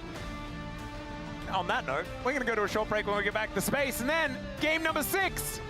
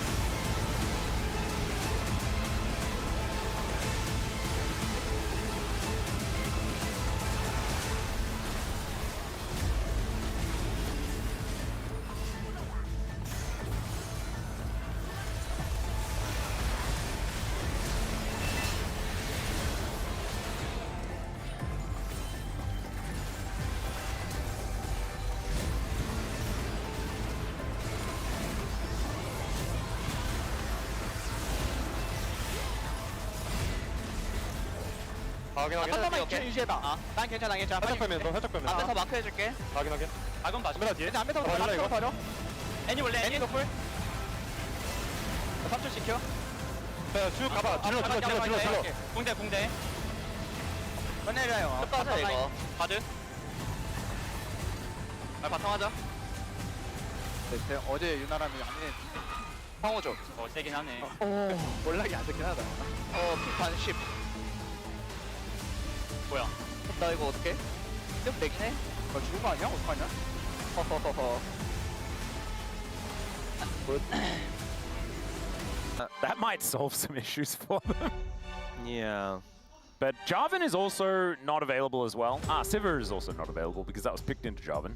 That was a large issue in game number 1. Aurora, like you were talking about, is going to be banned away. Setting up for a Gwen first pick, maybe? Nope. Not anymore. No. No fun allowed. Setting up for a Gwen first ban. Yeah. And they're banning Pantheon. This is going to prevent the enemy team and themselves from playing Pantheon. Interesting. Does this mean that Azir is going to be their priority? I mean, DNF are definitely banning Azir. Well, I say that with 100% certainty, I hope as only someone who is casting a Rise Group game can. I hope they ban it as well and then ban Poppy, because then they can demonstrate what happened in the bottom. Never mind. That is not Azir. Geo Gasser as the Ziggs ban comes on through here for DK. Okay. That's Azir. There we go. Interesting. Yeah. I mean, you know how I feel about Ziggs, but Yeah. I don't necessarily expect him to be banned first rotation. Okay, well, let's see what the first pick is going to be. A lot of things that are pretty high priority have actually already been taken away, like the Talia and like the Annie. Nothing really standing out as far as... Okay, the Vi is, of course, a big one for Lucid. Yeah, They will lock that one in. I think especially with so many junglers taken away, kind of stands out. It doesn't. You could take Poppy into it though. Oh yeah, true. Well, the Rise is going to be the answer to the mid lane. Certainly feeling like the highest priority one. And there is the Corki. Some pretty big picks to be locked away here by the DN Freaks. Rise has had sort of middling performance as far as the outcomes are concerned, but Corki has been very strong in the right hands. But this does give Vi Ahri over if they'd like to take it. You could also take Vi Ahri Poppy to avoid getting poppied. But it does put your Poppy pretty face up. Obviously, you can flex it towards the top side of the map, but I don't know whether you necessarily want to. Let's see exactly what does happen. Also, you do become a bit susceptible to a trundling. Yeah, you can't take Kai'Sa here. If you want to get your hands on something like the Zeri or even the Varus, now is kind of the time. Or the Renekton. I mean, you can take Renekton here, but I'm just saying, you know, if you want to prioritize your AD carry, you're going to have to do it now, or it's going to get targeted, I feel. Yeah. For the DM Freaks, maybe just match top if there's something you really think you want to secure into that. Looks like they're looking at jungle, though. Well, they're cycling through a bunch of stuff. The Hecarim was certainly a lot of fun. He'll do it again. For Pyosik. And they're just going to lock Kindred. Okay. This is the last game for the DN Freaks. I mean, also thematically does work into what D+ have given. Like, one of the things with Ahri is that reset potential, killing targets, getting the resets, getting the momentum. Same with the Vi and the Renekton, single target CC to find that momentum. Kindred is a momentum killer in fights, so... True. And also, like, this is Pyosik's namesake, and getting a Kindred game in before the end of the season for the DN Freaks is just a beautiful thing. I had a question for you. What's that? So, I know of two really well-known pro players who are known for their Kindred. And I was wondering, who do you think is better? Pyosik from the LCK or Mark from the LCS? Who do you think is a better Kindred? That's such a big one. Well, Pyosik did win a World Final. That's true. But Mark in that match against T1 Worlds 2023, oh man, he wasn't playing the Kindred in that moment though. He was playing Lee Sin. So I don't know. I'd probably go with the LCK one. That's fair. I just thought I'd ask you. Yeah, no, it's a really good question though, because they're such similar players. Looks kind of similar as well. Yeah. If you told me that they were related, I would believe you. I guess Kindred players just they have cut from the same cloth, as it were. Okay, Ezreal ban comes through away from D+. I feel like this is a pretty Zeriable angle, I feel like. Ooh. For aiming, honestly. I could see him bringing it out there. Poppy ban does come through. Obviously something they could play in support, but would have a decent amount of value into what D+ have brought. And it looks like it's just going to be the Rel, Full Life. There's a lot of engaged supports. Actually, not that many engaged supports gone, all things considered. There was still like the Rakan up, but like happy to take the Rel in this situation. Yep, the Nautilus was available as well, but is banned here. Leona is up, so that is something that they could go towards. Or the Lucian Braum. Keep it mid-game, you know, and mid-range by the looks of things at the same time. Oh, this this is D+ are not here for a long time. No, they are here for a good time. Or not a good time. We will just have to see, because I think Lamb's Respite might be able to get a fair bit of value in this game as the Dusante is being picked up. I actually kind of love Cassante when you've got a Kindred. because you just get to put down the Lamb's Respite, and then Dudu gets to pick which one dies. Yeah. Just pulls someone out and takes them down. This is kind of fun, this team composition here from the DN Freaks. On the D+ Kia side, they are going to win in the mid game, or they are going to die a horrible death, is kind of how it's going to be. Very true. I also feel like the Rise pretty good into the Yari. You know, I feel like the bot lane matchup can be a little bit tricky, but once the Corki gets rolling, he's going to be fine. So I think DNF, I mean, it really comes down to the Kindred as well. Such a Feast of Famine champion. Yep. We'll see how that goes, but I think the fact that the mid lane matchup is good gives a lot of hope for what Yoshi can do on this pick.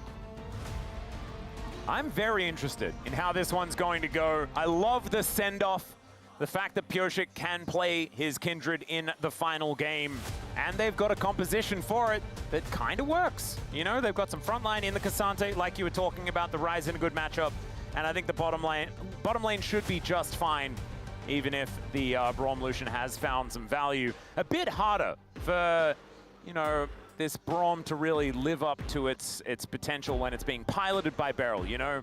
Braum and Bard are the opposite sides of the spectrum. You know what I mean? That's what I sort of feel. Let's think on that as we get onto the Rift.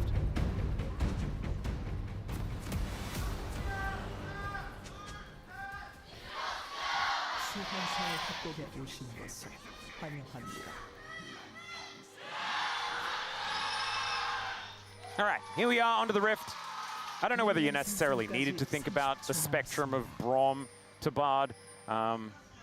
As I let it sit, kind of felt weird about it. Yeah, I'm not so sure. Yeah. Because they've got, you know... Who is on the far end of, like, on the opposite end of the Bard in that spectrum, though? Would it be more like Karma? Or Janna or something?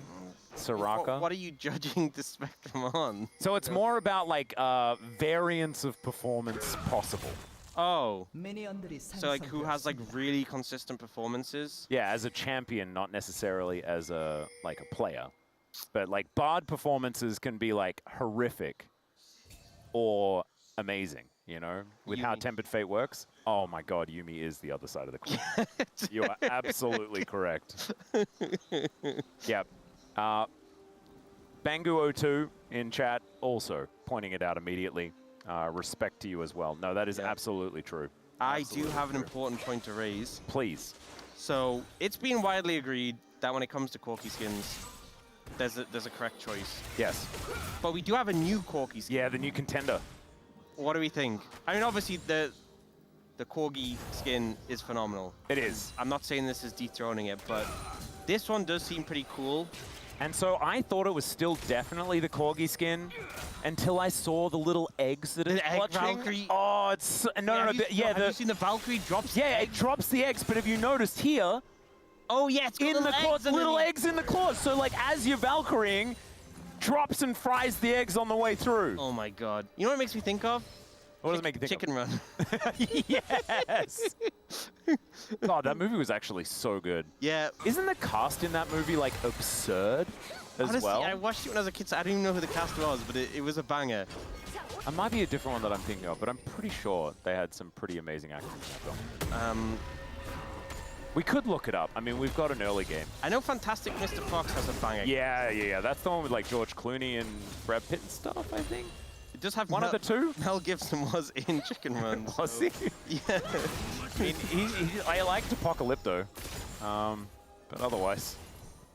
Is that the only notable name in Chicken Run? Yeah. Is that really what happened? See who you recognize. Oh, God, you're right. No, I take it back. Chicken Run wasn't exactly the greatest, but Fantastic Mr. Fox is probably what I was thinking about. Yeah, Fantastic Mr. Fox is pretty star-studded. That is also a great film. Yeah. I feel I just got owned. All right, Dudu and Shu facing off here on the top side. This is a matchup that we have seen about 1 billion times. Good old Renekton versus Cassante. And it is about the same that it used to be, except that now Dominus is better. And so the Renekton's probably feeling a little bit better than he used to. Pioshik will be able to roll high by the looks of things. Is that a mark on the first one? Oh. Has he nailed it? I don't know. I'm looking around the screen to... I don't think so. No. So I think he low rolled. Sometimes you lose the 50-50. Can we just... Can you FF now? Just if you don't. Yeah, yes. Can I have a redo? Yeah. I think sometimes it just needs to happen like that with Kindreds. You know what I feel like they should do? What should they do? They should make it so Kindred always gets a mark from his first scuttle, and then bounce him around that. Because I think the 50-50, I'm going to say it, I think it's a little cringe. It is a little cringe.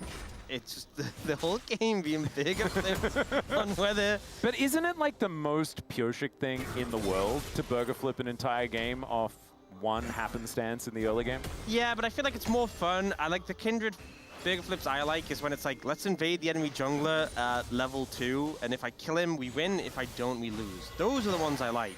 Yeah, I guess you have a bit more agency there. You decide whether you want to throw the game for yourself or not. Exactly. Whereas the Rift decides for Kindred. Yeah. And obviously it's not that, like it's not all over. But what was like, we had a Kindred performance where it was like, they had 3 marks by like 30 minutes or something like that. It was just not it. This happened a little while earlier. As DNF are going to find Beryl in a brush, and he holds the door. Yeah. I mean, I feel like as long as you hit 4s where you get like the big range upgrade and you become a champion, after that, it's kind of whatever. You know, you obviously get buffs every 3. But it's like the buffs after every 3 are a lot more minor, so let's just hope he gets those first 4, and then you're kind of chilling. Yep. Lucid is going to find a control ward here in this Dragon Pit, as Beryl is so far up, but so is aiming. Does get the door there prepared for himself, as Lucid is going to have to back away, as Pyoshik came in to be annoying. Reset is going to come through here on this Dragon. It's a very early Dragon. Beryl isn't laning, Lucid he's wants to go tribe back. rushing. This is, Yeah, I don't think you want to tango with the Kindred around when you're already low on HP. Yep, definitely not tangoing. Can confirm, lack of tango. Well, going to take a little damage here, but does use the crash down for the shield. Yeah. And Bulldog's teleported back does have his tier, as well as a couple of rocks that he's feeling pretty good about. Got a bit of a farm lead in the... Oh, There we go. Very nicely done. Using his own skin. Of course. Someone will use his own skin. Beryl doesn't have a Braum skin in his defense. Yeah, but even if he was playing a champion with which he had a skin for, Yeah. you know he wouldn't use it. Yeah. Who even knows that he has a skin for Leona and for Ashe? Yeah. I think he has used his Ashe skin before. To be fair, less windows to use the Ashe skin recently. Yeah, true. And yet, I think he's used that infinitely more times than he's used his Leona skin. Yeah. Which I just don't really understand. Because it's a pretty cool skin. I don't know, I use it. But maybe that's because I'm like Beryl fan Also, number he's 1. base Braum skinning right now. Yeah, which is odd. What does he Because mean Braum by has some of the greatest skins of all time. The new Kebab skin. Yep. Phenomenal. I think he almost always uses the Christmas skin as well. Yeah, the Christmas skin is pretty great. Where you get the sleigh when you're coming out from base with home guards. Yeah. And being able to block things with a chimney just feels robust, you know? So good. There's a lot of good skins for Braum. And I mean, the rotisserie is definitely the best. Yeah. Like, yeah. just kebabs in my League of Legends, extraordinary. Now you make me hungry. I mean, it's getting late. Maybe if you didn't have dinner, then it's that's a what rough happened. time. Maybe Beryl was hovering that skin, and then his stomach grumbled, and he went, "No, I can't." And he switched. He was like, "I can't go through a whole game with that skin." So he quickly switched, and he clicked, because like since it's your newest skin. Yeah, right true. the, Yep, base skin, and that's how he ended up here. We've worked it out. We figured it. Yeah. And If at that's the least case, now it we makes know, sense. well, actually, it might be that it's put the idea into his head and now he's just going to be distracted for the rest of the game anyway, but we will be able to tell, based on the gameplay, whether or not that has happened. So we'll keep tabs on it, and you guys can play it at home as well. Fortunately, as professional casters, we won't get distracted. No, of course not. No, absolutely. We never get distracted by anything. Never have. No, not a 1 gold bounty, not a 2 gold bounty, and definitely not a 7 gold bounty. We've never been distracted by them at all. As Beryl's going to get jumped on yet again. This time, Pyoshik is there, bringing Lamb and Wolf along with him. You know, I always think about, because the sort of normal is you put your mark on the enemy jungler. That's what you always see. Yeah. Right? You always put your mark on the enemy jungler. It's very rare to see a different situation. We all know where Pioshik's mark should be. That's what I was alluding to. You know, just as he was walking up to that brush, I was thinking it a little bit, like maybe, maybe there's a target. This is how we hit the 4 marks, baby. He is playing Braum, a more frustrating champion to kill. Yeah. As Shiu has pressed his R button. That's somewhat subpar. As Pioshik going to give himself a thumbs up, as he does manage to get his second one. Halfway there. Oh, Cullen has aiming. Is that the other Uzi skin, by the way? I think it is, right? Oh, maybe. Maybe aiming can like win on both Uzi skins in this series. That'd be fun. Is that all he's going for, really? Maybe that's what it is. Maybe it's a shout out to the 80 carry goat, you know? I mean, they have already locked their place in play-ins and everything, and their place in the standings. So maybe this was never about anything else. I mean, when aiming was in the LPL, I'm not entirely sure what his relationship with Uzi was. But maybe they were mates. You never know. Maybe. Just trying to give him a bit of a shout out. Or maybe just a lot of respect for one of the best players of all time. Okay. Pioshik is still just clearing out the jungle, but he's only ahead by a little bit as far as farm is concerned compared to Lucid. And DK have about a 500 gold lead, largely based on what aiming has done, which has been accruing a 25 CS lead. Yep. Decently. When did that happen? Were we distracted by talking about Barrel? It happened early on, so I mean it's built up a little bit more since then, but it has happened early on. You know that moment when Barrel was like, when aiming got jumped on by Light. The reason like Barrel was hovering on the lane, they were like pretty aggressively pushing them under the tower and running them away. So they have had pressure quite a while. Shiu is now marked. Not Barrel? Or Pioshik. Sorry, we should say. And he knows that he's coming on over, but also Shiu is nowhere near the wall. That's a flash in from Dudu. A flash out from Shiu is going to get him to safety, but Lucid's going to take the opportunity to take a dragon here towards the bottom side. So you get marked, that's one sign. Enemy Cassante all outs you and then flashes on you. I wonder if they're trying to take, I wonder. Well, he's still going to find Pioshik here. You know, I think Shiu's intuition did not fail him there. No, he intuited well. You know. But he's still going to lose a plate. It's still 2 of the first objectives going over to DK, though, and they hold on to a gold lead. As Dudu between turrets isn't necessarily as strong as he really wants to be as far as fighting or Renekton there, especially when their health bars are tied.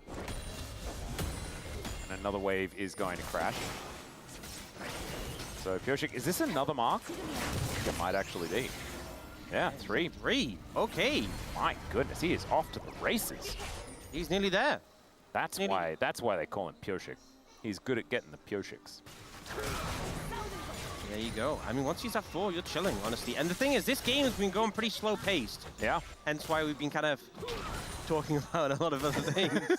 But, I mean, to be honest, in the fast-paced games, we also talk about a lot of other things. Yeah, but then we use... Okay, you're right. I can't...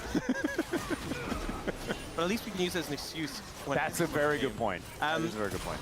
But I think for D+, you know, you have this composition where you want to spike at the mid-game, and they still have the potential to do that, but I think DNF just kind of surviving, getting some marks for their jungler, they're going to feel really good about this, right? Bulldog has completed his Rod of Ages, stacking up the tier. Berserker, he's stacking up his tier as well. If you can get to that 2-item spike, get 4 stacks on Pioshik, you're feeling good. Well, you're also feeling good if you're Lucid here, looking for an angle onto Bulldog, who gets pulled into the red pit and then charmed up. Orbitor comes down, and there is the kill secured. First blood, actually, here at 13 minutes into the game. Kind of late, to be honest. You mentioned already that it was a slow game. I believe you. I think it would have just been better to hold the flash. I think there's one of those situations where into Vi Ahri, once the Vi is kind of wrapping around behind you, you're just dead. Yeah. And the Ahri can always follow because of the fact the ult's available. The fact that they didn't even have to use flashes to get you. Yeah, as soon as you see Lucid there, I think it's just all over. And we know that that was indeed the case. Like, Showmaker could have even gone over the wall and didn't bother to. No. And he is shocked Teemo about it as well, as we can see. His Malignance is done. Bit of a bigger spike here than the Rod of Ages, but that will pay off later in this game. Also nice getting the Ultima Hunter stack. Oh dear. Well, Dominus is going to be utilized here by Xiu, but he's just thrown around like a ragdoll and will get taken down by Pyoshik, who I believe gets a mark for it. Never mind. No, he has Vi. That was still on Vi. Never Yeah, mind. we put it back on Vi. Yeah. So Doing a lot of switcheroo. yeah, deliberating between. Still a good kill to get. Oh, Bulldog Romo gets out of there. Wants to play it safe. And Tower picked up as well for DNF, so first of the game. Yep, second one is going to go down here towards the bottom side, but that'll be a little bit late. So clawing back the gold lead here, and you can see 200 is all that it is now. I mean, Dudu has a massive lead over Shiwu right now. Yeah, it's huge. As Berserker also looking for an angle towards Showmaker. Yeah, he also pops the fist bump as he does it. Makes it look like he wanted to punch. Sometimes it's about sending a message. Message received, I think, is the takeaway on this one.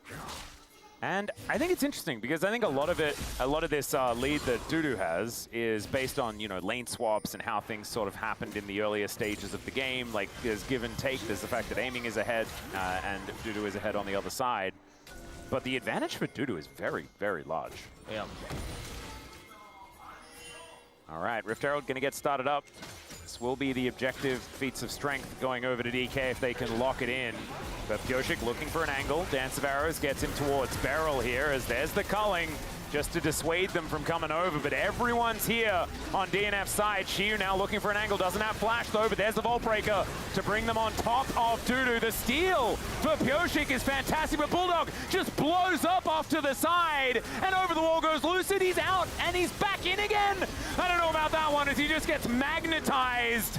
And the Lamb's Respite comes in. There's the pull away, but I don't know whether that was the target that Dudu really wanted to get. As now Pyoshik, he's able to get over the wall, but the rest of them, they just get destroyed. As DK, they lose the objective, but they win everything else. Yeah, big fight win there for D+. They lose out on the Herald. It looks like maybe they're going to lose the fight. Pyoshik gets his 4th mark, gets the kill onto the enemy jungler. He's going to get this red. GG. Beryl didn't quite have the Unsealed Spellbook Smite, but did have a Winter's Bite and a Dream. So they end up kind of peeling into the pit here. Lucid does a lot of damage to Dudu. We see the Rise kind of just gets focused down off the side and exploded. And then when Lucid goes in the pit, you know, the Redemption comes down. They also have the Kindred ult to buy time. Then Dudu drags the Renekton out and just dies. And then the Braum kind of blocks the rest of them in, and there's just not really anything they can do. I think Dudu kind of made a mistake there with the ult, because they could have just focused down the Renekton and tried to explode him after the ult, and instead dragging him away really just didn't do them any favors. Yeah, that was kind of what I was referring to before with the fact that you can pull a target away, but maybe don't do it when you have 3 health. Yeah. That might be the way. Against them there. And perhaps not the Renekton either. Like as well, if he'd gotten the heal and then had used his ult to sustain back up a bit, maybe could have more of a fight. Because it would have essentially been a 4v4 coming out of the ult. Maybe if they burst down the Renekton. Yeah. Could have been a potential angle. Speaking of angles, Beryl is going to be able to stand beside aiming, and that will be able to keep him alive. Yeah, there was a Rise rotating over. Does have those 4 stacks, so he is starting to be a lot more of a threat now. Yep, it's scary. They are down in gold though overall. Well, Beryl once again going to be taking a fair bit of damage. Has the Redemption in position, and we'll be able to keep him alive with that. As the Drake secured there by DK. It's a Mountain Soul once again here today. I feel like this has been the season of Mountain Souls. Been quite a few of them. Been a bit rocky. It has. It certainly has. Decent amount of elevation of Dragon. As Bulldog holding onto this wave shoe, going to be patiently waiting for his next one. And he was a huge benefactor of that last situation because he was the big lead, right? Like that was where Dudu was finding so many angles. And now she's 300 gold ahead. Yep. I mean, he got so many kills from that ult. Sick. And a lot of damage to aiming. Yeah, Winter's Bite is going to miss, so Berserker can continue just throwing rockets relentlessly. And Showmaker looking for an angle here. Let's see whether DNF decided to take the bait. The Showmaker was making his way over, but they do not. That tower's so low, but so is aiming. So I think it's a little difficult to step up as a unit. Yeah. Showmaker will be able to cover the wave and sort of step in his stead, but They can take that turret at any time. Yeah. Oh man, the fadeaway ignite. I love that. It's a lot of vibes. Lucid will be able to take this Grump and look for another play. 2.5k is the gold lead. It is not insignificant here for DK. It's very spread across the board in this game. So Yeah. Maybe that's why it doesn't feel quite as big, because it's not an individual situation. Yeah, we've had these. I mean, the last series it was very much like, oh, 2,000 gold lead, where is it? And there's 80 carries every single time. All right, backdoor bonus, not really going to matter too much when Beryl is just happy to tank things up. Yeah, tower that low, they can just finish it off. Fishy's trying to put down a little bit of pressure. Again, this is the point where D+ are already. As I said before, Beryl, not a coward. You know, he will always press the button. He did this on the Nico game as well. Remember when he just did in the middle of nowhere? Yeah. I think he was at least aiming towards, theoretically, where life had the potential to be. Yeah, that's true. I clutched at a lot of straws, and I think I missed. Yeah. You know? There's a lot of straws on the floor right now. Yeah. Alongside that ult. Yeah. It's just me casting a Beryl game. Pile of straws. Pretty much. But this is the point where D+ are already strong. They have a sizable gold lead. They're hitting that 2-item spikes. You know, Eamon's already on his. Showmaker just picked up the Storm Surge. So I think really this is a point where with Arakan up and available, Yeah. Dragon Soul point in 2 minutes, they can start to try and look for really breaking this game open. Or throwing the game away. Also very, very possible and very funny. That would be. All right, let's see whether they go for the comedic angle. Right now, they do have full vision of the Arakan area. Are they who are our most comedic team? Bro? Question mark? Probably DK. It's whatever team has Beryl on it, in my opinion. Yeah, they can be pretty funny. Because bro aren't funny, they're wholesome. Yeah, I also find it pretty funny because, you know, obviously, Panak was a big D+ fan, so it makes it even more funny. It does add to the funny. Yeah. He was very funny on the space. I did like his breakdown. And not like breaking down the play, more like just him breaking down. It works on so many levels. It does. He's so good at his job. He does the thing in multiple different ways. All right, we're going for it yet again. The ulti's back up, not punished for dropping those straws on the floor. As DNF getting pushed out of their own jungle. They are a long way away from the Arakan now. As this red buff looking to get secured, and there it goes. Will be picked up by Showmaker. It's very hard for them to contest space right now. Obviously respectful of D+. Cullen doing a lot of damage. Beryl not ulting there in that moment, holding on to it. He is an enigma, is he not? He's saving it for a more pristine moment. He's saving it for when he's alone in the jungle. Yeah, of course. Okay, I think Arakan maybe going to be ignored a little bit with Dragon spawning in 20.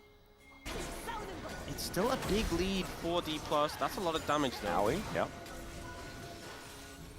But we have completed 2 items for Shiu, for Lucid. Berserker's close to having his Manamune stacked up. Very close, very close. Bulldog is close to having his Saras a little further away. Ow, man, this 2-item Ari is actually kind of hurting. Oh, he needs that Manamune stacked up. Oh, Seraphs is done. Shiu on a flank angle, though. The entirety of DNF are grouped up. They get control of the mid lane. That is at least something. As this is Soul Point, it's a big deal. Banana Brush control is there for DNF. They have that ward in the pit. Shiu still lying in wait. Control ward goes down, finds the Crocodile, who only gets a slice. And now they dive in on top of Dudu. Shiu able to get himself out of there as Dudu is able to pull them in, but the Lamb's Respite, just the corner of it there for Lucid was very, very funny. As there's the all-out, Dudu getting himself out again once more. And it is just Beryl that's on the ground. Never mind, I say that. And now it is Lucid that's dead as well. How did that even happen? The Realm Warp brings Bulldog over, and that is going to be the end of aiming. We thought that it was going to be the Arakan throw, but it was the Soul Point throw instead. Berserker. Yep, here's the angle. He does get the Valkyrie in. The flash comes out, the flash to follow, and Berserker picks it up. Pioshik going to be able to grab a dragon here for DNF. And this game is all tied up now. That's the momentum killer that comes through. The Kindred buying so much time. The reset's not able to come in. And so many members of DNF surviving on such low amounts of HP. So much of that made absolutely no sense as well. All of these health bars were on basically nothing. Max.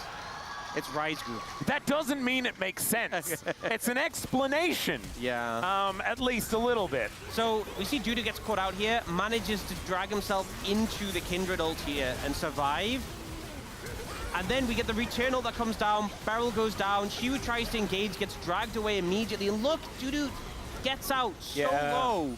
Just double dashes. And then they jump onto Pioshik, who just survives there at the end. God! Storm Surge procs, but the Triumph comes in first and keeps him alive. Because they both have a little bit of a delay. Yeah, exactly. And then this chase down that comes, and Showmaker didn't get the resets on his ult because of people surviving on low HP because of the Kindred ult. And as a result, say something that rhymes with Bolt. they halt. That doesn't. Not too bad. Yeah, that progress is. Yeah, I don't know, man. I've lost it. Yeah, it's fine. It's fine. I didn't give you very much time. Yeah, rhyming's kind of hard if you learn.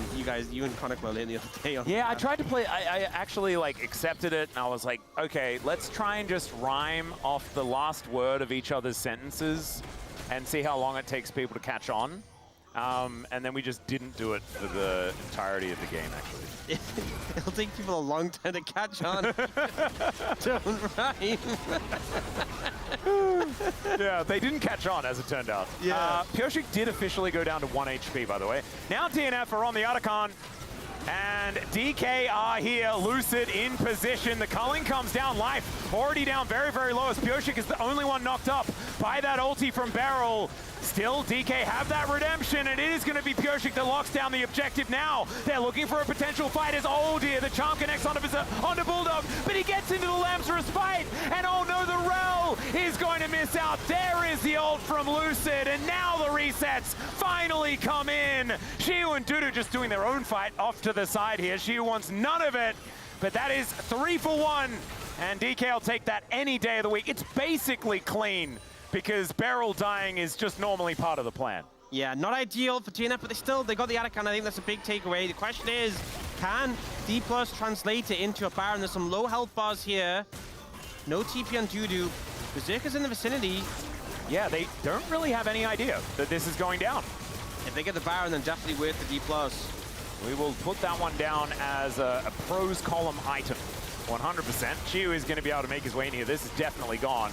As DK, they're going to say, you can have your Otacon, we'll take a Baron, and we'll attempt to make an insurmountable lead. Sorry to mention you again, surmountable. Yeah, so they tank a lot of damage from the Atacon for the culling. They heal it up with the redemption. They drag it away. Dudu's very low already. They manage to take it out with burst damage, but then Bulldog ends up stepping up too far, gets caught by that charm. That charm was pretty huge. Yeah, so they move in with the Kindred ult, but unfortunately the Rel doesn't make it in time, gives the reset to the Ahri, which gives that momentum when the Kindred ult ends, and they just start to clean up the kills, so I think ultimately a bit of a mistake there from Bulldog. I think just didn't need to move forwards there. Yeah. Risk the charm. They already got the objective, could have just backed away. And you can sort of see the tightrope that DNF have to walk in this game as well, because as soon as one of them goes down, the reset for the Ahri comes in, they get to go to the next target. Brom's so good in these pick one, then the next style of compositions. Yeah, I mean, this comp is so good at you just see a single target, take that target down, move to the next. Very much achieves that. And as soon as the Kindred ult drops, there's not too much of a barrier to present that. Yeah. Sorry. All right, DK back with an advantage once again. But as we learned in that last fight, or the one before the last one, anything is throwable. It was a big lead for DK. And this Rebel Baron power play hasn't quite gone to absurd levels, right? It's a very early one. That means that often you don't get quite as much value. But still, DK very, very happy to have control because it means Soul Point is well and truly on the cards. Yep, 35 seconds away, and Baron's still going to be up for them, so they can keep things pushed up and look to play for that. All they have to be cautious about is a big engage, but I think so many members of D+ are quite mobile. It's very hard to find an engage angle onto a Lucian or an Ahri unless they really overstep. Now Lucy going to find this control ward over the wall. And DNF, at least dealing with this wave quite well. There's another one he's going to crash towards this inner turret. That is just going to die. So that will be the prize here for DK. Extending that gold lead ever further, ticking over to about 5K. There it is. 2.4, not too bad as far as the Rebel Baron power play is concerned, and especially if they get themselves this soul point. And they're being corralled. Lucid able to get on in here by himself. And there thankfully is like actually some vision that DNF got down earlier that could theoretically spot a few people moving over. They do have pings down onto Showmaker, but unfortunately, they're just too far away. Doing a good job of maintaining the pressure. Beryl is obviously holding the fort down. Stopping backs with redemptions. Yeah. He is pretty alone, but does have Lucid, I guess, off to the side there. Aiming does turn up eventually. I always get a bit worried, you know? All right, Winterspike going to tag Dudu here. Does get hit by the ulti as well, as this Cassante extraordinarily low, but will survive. As remember, they have 3 grubs as well. Like, look at the tick damage onto the turret. Rabadon's just picked up for Showmaker, so his burst is kind of insane now. Oh, doesn't quite have the Magi's complete yet. That's when you know he means business. And I think, unfortunately, that Atacam point, despite DNF getting it, giving over the Baron, such a massive gold lead for D+. And I think it's once again in a difficult spot. Yeah, finding myself still on the edge of my seat, though. 5.5K gold lead. If it was Gen G, I'd be like, well, we can pack it up. But it's DK, anything's throwable. Oh, it certainly is. I picked up for aiming. That's big 4 items. He's a big boy. Zika's not that far away. Again, there's no one who's individually had specifically a massive gold lead. It's just spread around quite a bit.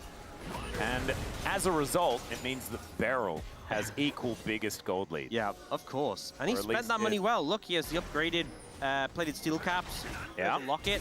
Absolutely. There's a Magnastorm, though, to land onto 2. Out goes Beryl, though. He puts up the door. Sometimes you engage, but it's onto 2 of the tankiest members of the team. Well, they get a flash of Lucid, which is something. But and the redemption. Oh, TP flank coming in. Yep, double teleports coming down as Bulldog once again pretty close to this one, but there's the charm onto Dudu. He has to flash to get himself out of the way. Lucid testing the waters here, but the culling is just going to melt the Rel, and off to the side. Dudu has once again opted in for a 1v1 that Showmaker will say is not, in fact, one of those. The flash forward, but the auto will follow this Corki, and Pioshik, he is in the Lamb's respite, but he has to dash out of it, and that means it's a triple kill for Showmaker, who gets enough of these resets. Bulldog was backing on a control ward, which is not exactly optimal. And in goes Lucid to lock down the kill onto the Rise. That will secure the ace in trade for 1 Crocodile. And DK, even though it was a long series, it was still a victory here in the end. Unfortunately for DNF, not able to make their way through, but at least we got a Pioshik Kindred game in the end, and they kept it interesting. That was a good play around the Otacon that unfortunately went a little bit wrong, and DK were able to reign supreme. Yeah, I think not exactly an unexpected result, but a very Rise group series. It was an absolute joy to be a part of, Ox. It certainly was. And, you know, a nice send-off to DNF. And I think they really have shown up a lot more towards the end. A lot of struggles this team has had. Yep. But they're starting to really throw their weight around as we got later and later and had some fun moments. D+, looking towards the play-ins, hoping to make it to playoffs. Still some question marks, but definitely there are games when they do look more together. Yeah. As she had a pretty good series. I think not necessarily in the second game, but no one had a good second game on the side of D+. But I think it has been the story of Shiu and Lucid shoring up some of their play and looking a little better. Showmaker as well has been fantastic, as I am sure that is another one of those cool Degon's not here today. sports ball references. We don't have the sports ball. Do you know what? Guy. Do you know what I appreciate most about Showmaker's celebrations? What? The fact that it's a mystery. To me, personally. I know a lot of people do know what's going on, but I want it to be a mystery. I want it to just be Showmaker's I mean, he looked thing. like he was on the phone and he's holding like a beach ball in one hand. Yeah. At the beach? Or he was doing the snorkeling dance move. Oh, yeah, maybe. Except that just doesn't have his hand close. Yeah. One of those. See, we get to have these fun conversations if we have no idea what it is. As, yeah, DK, they weren't winning for the entirety of the game. But the early game went well. The laning phase went well. Much better than what we saw in game number 2. And this, just a bit of a... That was more of a don't do rather than a do. Yeah, the do Sante not hitting so hard in this game. Felt like a lot of times you would drag away a target and it wouldn't go super well. This moment was kind of... This is wacky. Yeah, this was the moment where I was like, hey, DNF, maybe they found something. They found the comeback in the mid-game. But then unfortunately, when it came to the Arakan Bulldog oversteps, Showmaker gets a big charm. And it's unfortunately life who pays the price. But with this comp, once one goes, the rest kind of do too. Yep. And oftentimes I find myself wanting to argue for a barrel POM. I'm not going to do that today. Because I'm going to be generous. I feel like the rest of the team probably also deserves a look in.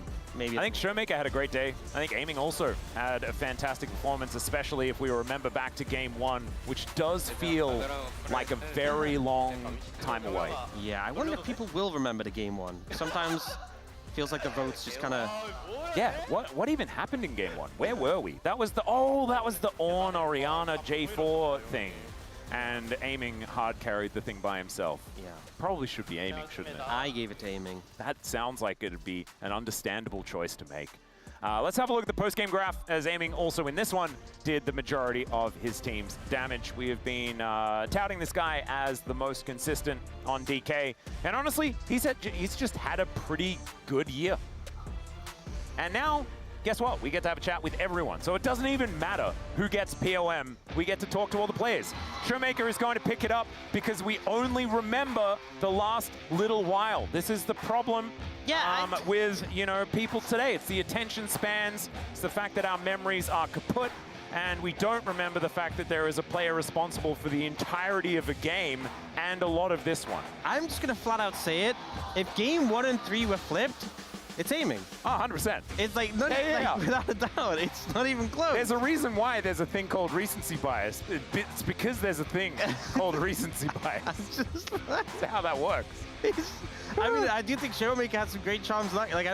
You remember, like, I actually had the moment where I'm like, what even was game 1? Yeah. I was trying to recall. Again, like, I think Showmaker played well, but like that game 1 was like, it was literally just Aiming solo carry. And then in this game, he was pretty good too. So it was like, okay, well that, you know, makes sense that I'd give it to Aiming. And then it's just like, no one remembers game 1. It's too long ago. Showmaker had like a couple of shockwaves in game 1, I guess. But I don't think it was bad. It's not a terrible look in, but Aiming was an absolute monster. Now we get the full team interviews. DK going to be up first, and then DNF will be able to do theirs as well. And Quantum is going to join them, as we know, came in as a bit of a super sub throughout this season. Gonna be great to have a chat with DNF, as this is the last time that we're going to see them, unfortunately. Also, I believe there is Lolly Night tonight as well. I'm not entirely sure who's going to be on there. Oh, it's the DK one. So Showmaker and Lucid going to be on Lolly Night tonight. That is going to be a whole lot of fun. Yep. Look forward to that. Yeah, that's a good one. And now the players are going to get on there. Man, it's been a long day today. It has been a long day. Are you here tomorrow? Oh, yeah. Yeah. I'm looking forward to another long day. Do you know what, as well? Brendan, myself, and Wolf are all perfect Preds this week. Really? Yep. If game 1 tomorrow goes our way as well, the decider will be the very last game, where Wolf and Brendo and I have mid different Preds. Absolute all prediction. All 3 of you have made different Preds. No, There's only me and 2 Brendan, outcomes. it's the play-by-plays versus Wolf. Did Brendan put DRX, Wolf put Bro, and you put Beryl? Yeah, I just put Beryl in. It's like he's going to turn up. It's like, surely it's him. Wouldn't that default to DRX, though, because he hasn't played for Bro yet? Yeah, that's a very you move. Oh, could you imagine how much I'd love Bro if Beryl went to Bro? Oh my god, that would be... That's actually just, that's straight up too much. Yeah. What is the first series? Nongshim versus KT. That's a contentious one. We have all predicted KT. So it could just fall flat on its face. Why did we do that? Yeah, that could fall flat on its face because, of course, the more people that predict KT, the less likely it will be that they will win. But now it is time for us to head over to the interview with DK. So, Dia, take it away. Thank you very much, guys. This is Dear for the full team interview with both teams. We will start with D plus Kia, who took a 2-1 victory, and end with 19 wins in the regular season. Please welcome Shiwu, Lucid, Showmaker, Aiming, and Beryl. Congratulations! First, let's talk to Shiwu. Shiwu, after debuting in the LCK, you reached the end of your first LCK regular season, so how do you look back? You know, as I came up to LCK, I feel like I've gotten a lot of experience, and just being able to play in the LCK was just so much fun, and I feel like I can tell that I have improved. And I look forward to playing even more matches in the future.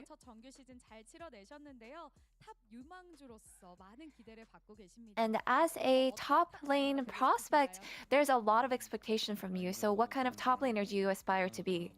I just want to be great at laning phase. And someone who just knows how to read the game right. Now, in the play-ins round 1, you will meet BNK FearX. So how will you prepare? Was it BNK? Play-in stage will be quite crucial, and I want to make sure that we start off with a victory. I really want to aim all the way to Worlds, from playoffs to Worlds. And Lucid! You know, as first place of Rise Group, how does it feel to finish the last match of the regular season? Since round 3, I felt like we had a bad game in the early mid phase, so I think just being able to tell that we're actually fixing up our problems and playing a lot better now, it feels good. And in game 1, you had an amazing Jarvan game. And recently, Jarvan's value has surged, and when you pilot him, he just feels especially solid. So, how confident are you with Jarvan? Now, Jarvan, you just have to be decisive. And because I have been trying to be more decisive when I play in general, it's just been going a lot better. And you've been playing well, and your split-second decision just feels sharper. So, we're so excited to see you on the bigger stages, so what mindset do you have? I think my mindset, I have a strong feeling and urge to make it all the way to the world, so I want to make sure that we're able to continue winning and do well during the playoffs to make my dream come true. And Showmaker, before the play-ins, this was actually your final check. And you actually got a POM and get to finalize with 800 POM points. How do you feel? This was our last match of the regular season, and just feels amazing that we're able to finish off with a victory. And from rounds 1 to 5, what is a takeaway from the regular season stretch? You know, this is the first time playing in this sort of format, and so we tried to focus on getting adjusted and used to it. And in rounds 1 to 2, you know, earlier on, I felt like we didn't do quite well, but I just hope to keep on growing as a team. And what is your read on the play-ins to unfold? You know, we're going to face DRX eventually, and I just want to make sure that we are prepared and we win. And are you ready for Loli Night with Lucid?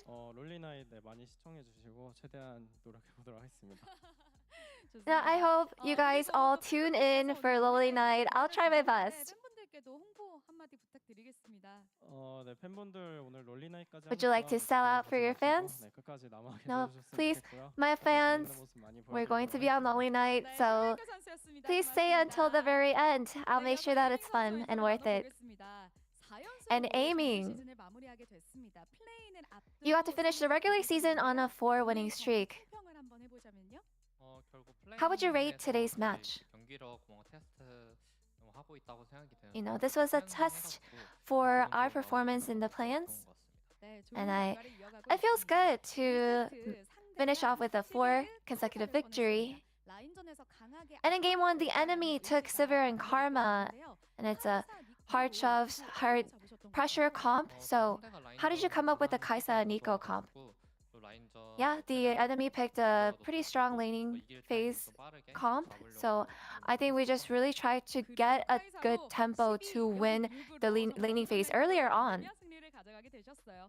3세트도 꽤나 치열했습니다. And game 3 was quite intense. And after dropping game 2, what was the feedback? 엄청 좀 많이 지긴 했는데 그래도 Yeah, we did lose a lot.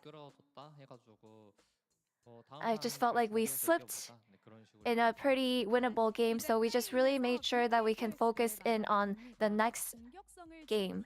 And now you'll meet BNK Fearax in the play-ins, and you'll play against the ever-aggressive Diablo. I think we're definitely able to win as long as we can pull off everything that we have prepared. And Beryl, we get to finally talk to you in an interview. And with the regular season finale victory, you've actually reached another milestone.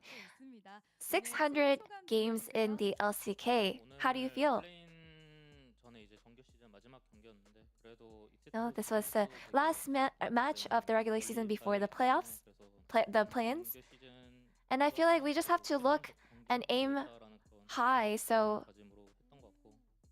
I think our mindset today was just to do our final check and make sure that we can maintain our performance. And I feel like milestones, I don't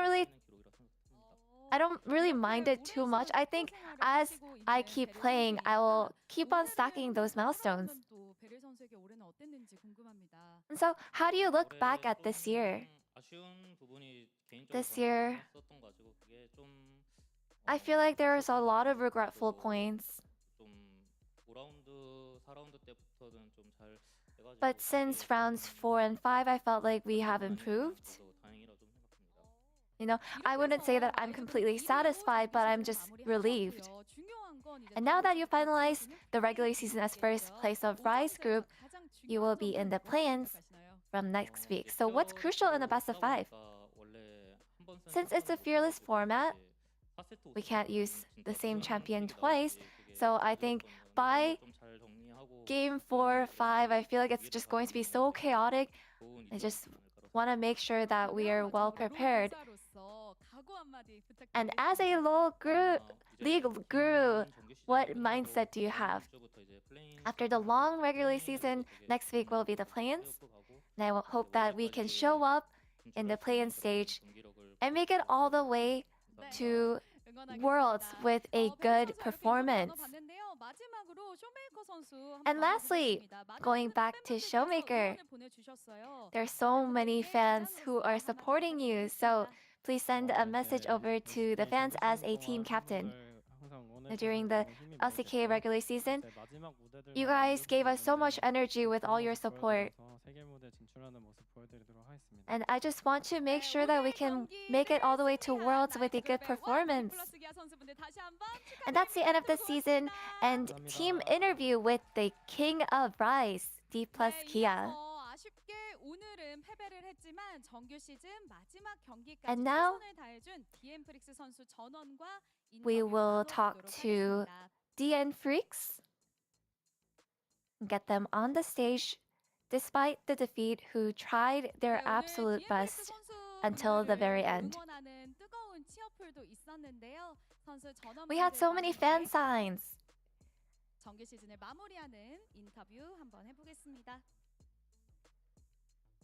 Many great fan signs, and let's wrap it up with a interview with DN Freaks.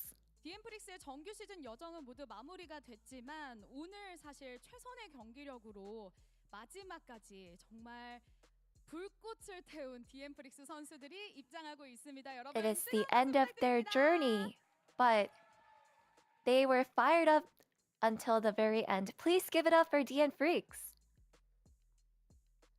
네, 오늘 정말 최선을 다해준 디엠프릭스 선수 전원과 인터뷰 나눠보겠습니다. 디엠프릭스의 We'll have the full team interview with DN Freaks. Please welcome Dudu, Pyoshik, Bulldog, Berserker, Life, and Quantum. Hello.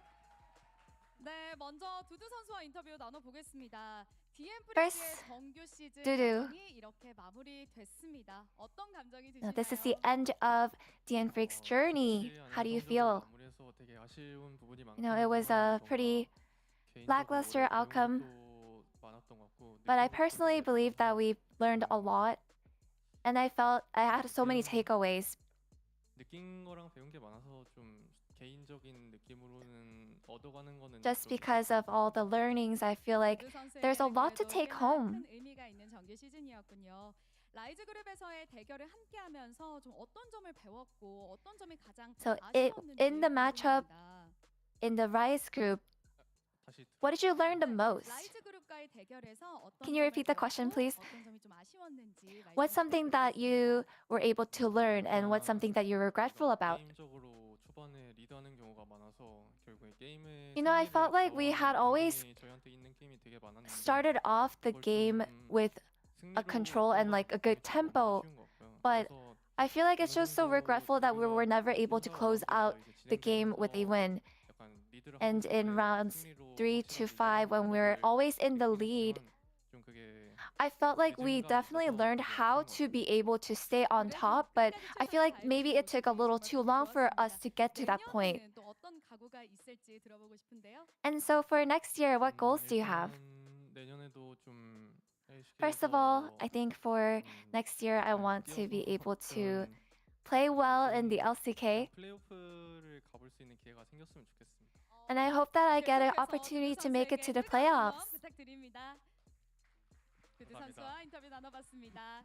이어서 표식 선수 만나보겠습니다. Please give it up for 표식 선수, Dudu. And now 마지막 next, 경기까지 we have 정말 고생 표식. 많으셨습니다. 두두 선수, Thank you so much for your hard work until the very last match. 마지막 경기까지 정말 고생 많으셨어요.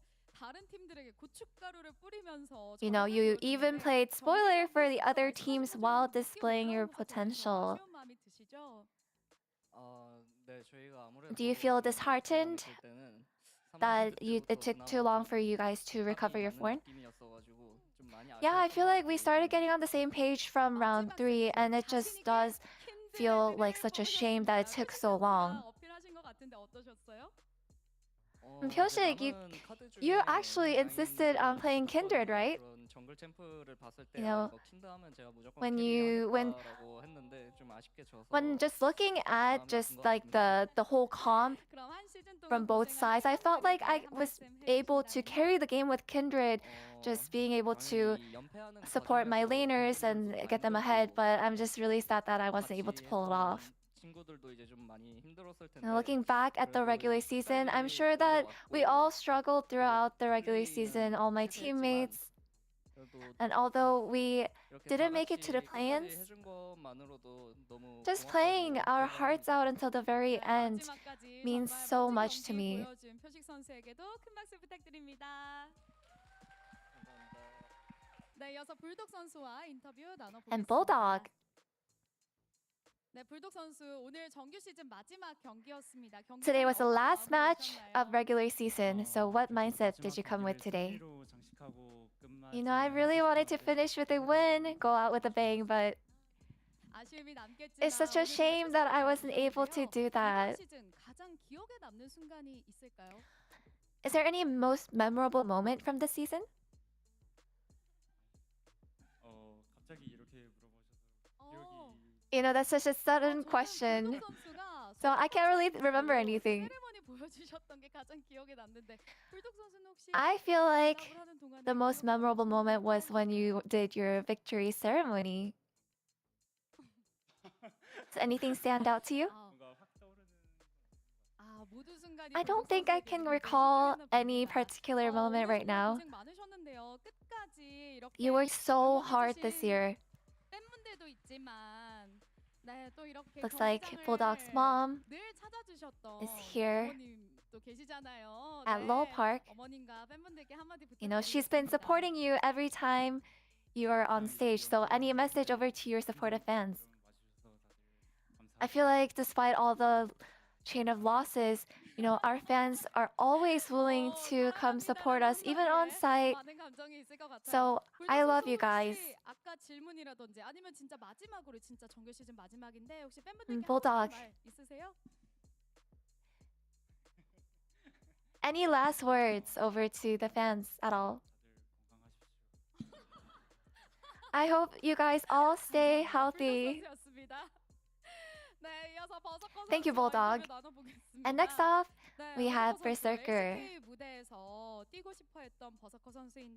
So you've always wanted to play on the LCK stage, and now that you finished the last regular season match, how do you look back? You know, this is just the way that we get to end the last match of the season, which is such a shame, but you know, just like Dudu said, this is really good experience for us to really make sure that we grow from this experience. And you're actually on the rookie documentary, and you even showed some heartfelt side. So what do you think you were most regretful about? No, in the very beginning, I feel like I was able to show up with my feisty plays, my feisty side. But I don't think I was able to consistently show what I'm capable of. So that's actually quite regretful. And anything you would like to say to your fans? You know, I did not expect LCK to be such a rocky road for me. And I feel like I made my fans go through a lot as well. But despite that, you guys have always been so supportive and gave us so much energy. So I'm so grateful for that. Please give it up for Berserker. And now, life. From LPL and returning to the LCK. How was the season for you? I was in the LPL last year and I came back to the LCK this year. And I feel like I learned a lot from the LCK. And you know, I thought that I applied a lot of things that I learned from the LPL. And I had always thought that I should apply all the things that I would learn from LPL to LCK, but I feel like it didn't exactly translate too well. So what did you try to communicate with the team and the coaching staff the most? No, in the very beginning, I felt like I wasn't really playing a team game, but we wanted to really try to play as a unit and get a better read of the game. And I think that showed up a little bit starting from round 3. And what would you like to say about the future? What are your goals? And I want to be able to stay in the LCK and keep on showing good performance. And, you know, thank you so much for all the fans. And Quantum, you were such an amazing relief for DN Freaks. So what did this season mean to you? You know, it feels like I went through a lot. At least I feel like I can say that I learned a lot, which is a great thing. So what kind of player would you like to be in the future? I want to be able to lead my team. A leader, Quantum. We will always cheer you on. And what would you like to say to your fans? Thank you so much for cheering for me. And I feel like as compared to the amount of support that I got, I wasn't able to show you a good performance, but I was able to build a lot of experience this year, so I hope that I can do even better next year. And now, lastly, back to Pyoshik. You know, there are so many fans on site with so many fan signs to support you. What would you like to say to your fans who have been so supportive unconditionally? You know, at the beginning with the roster being solidified, I know that we received a lot of expectations, and I feel like we fell low of our own standards.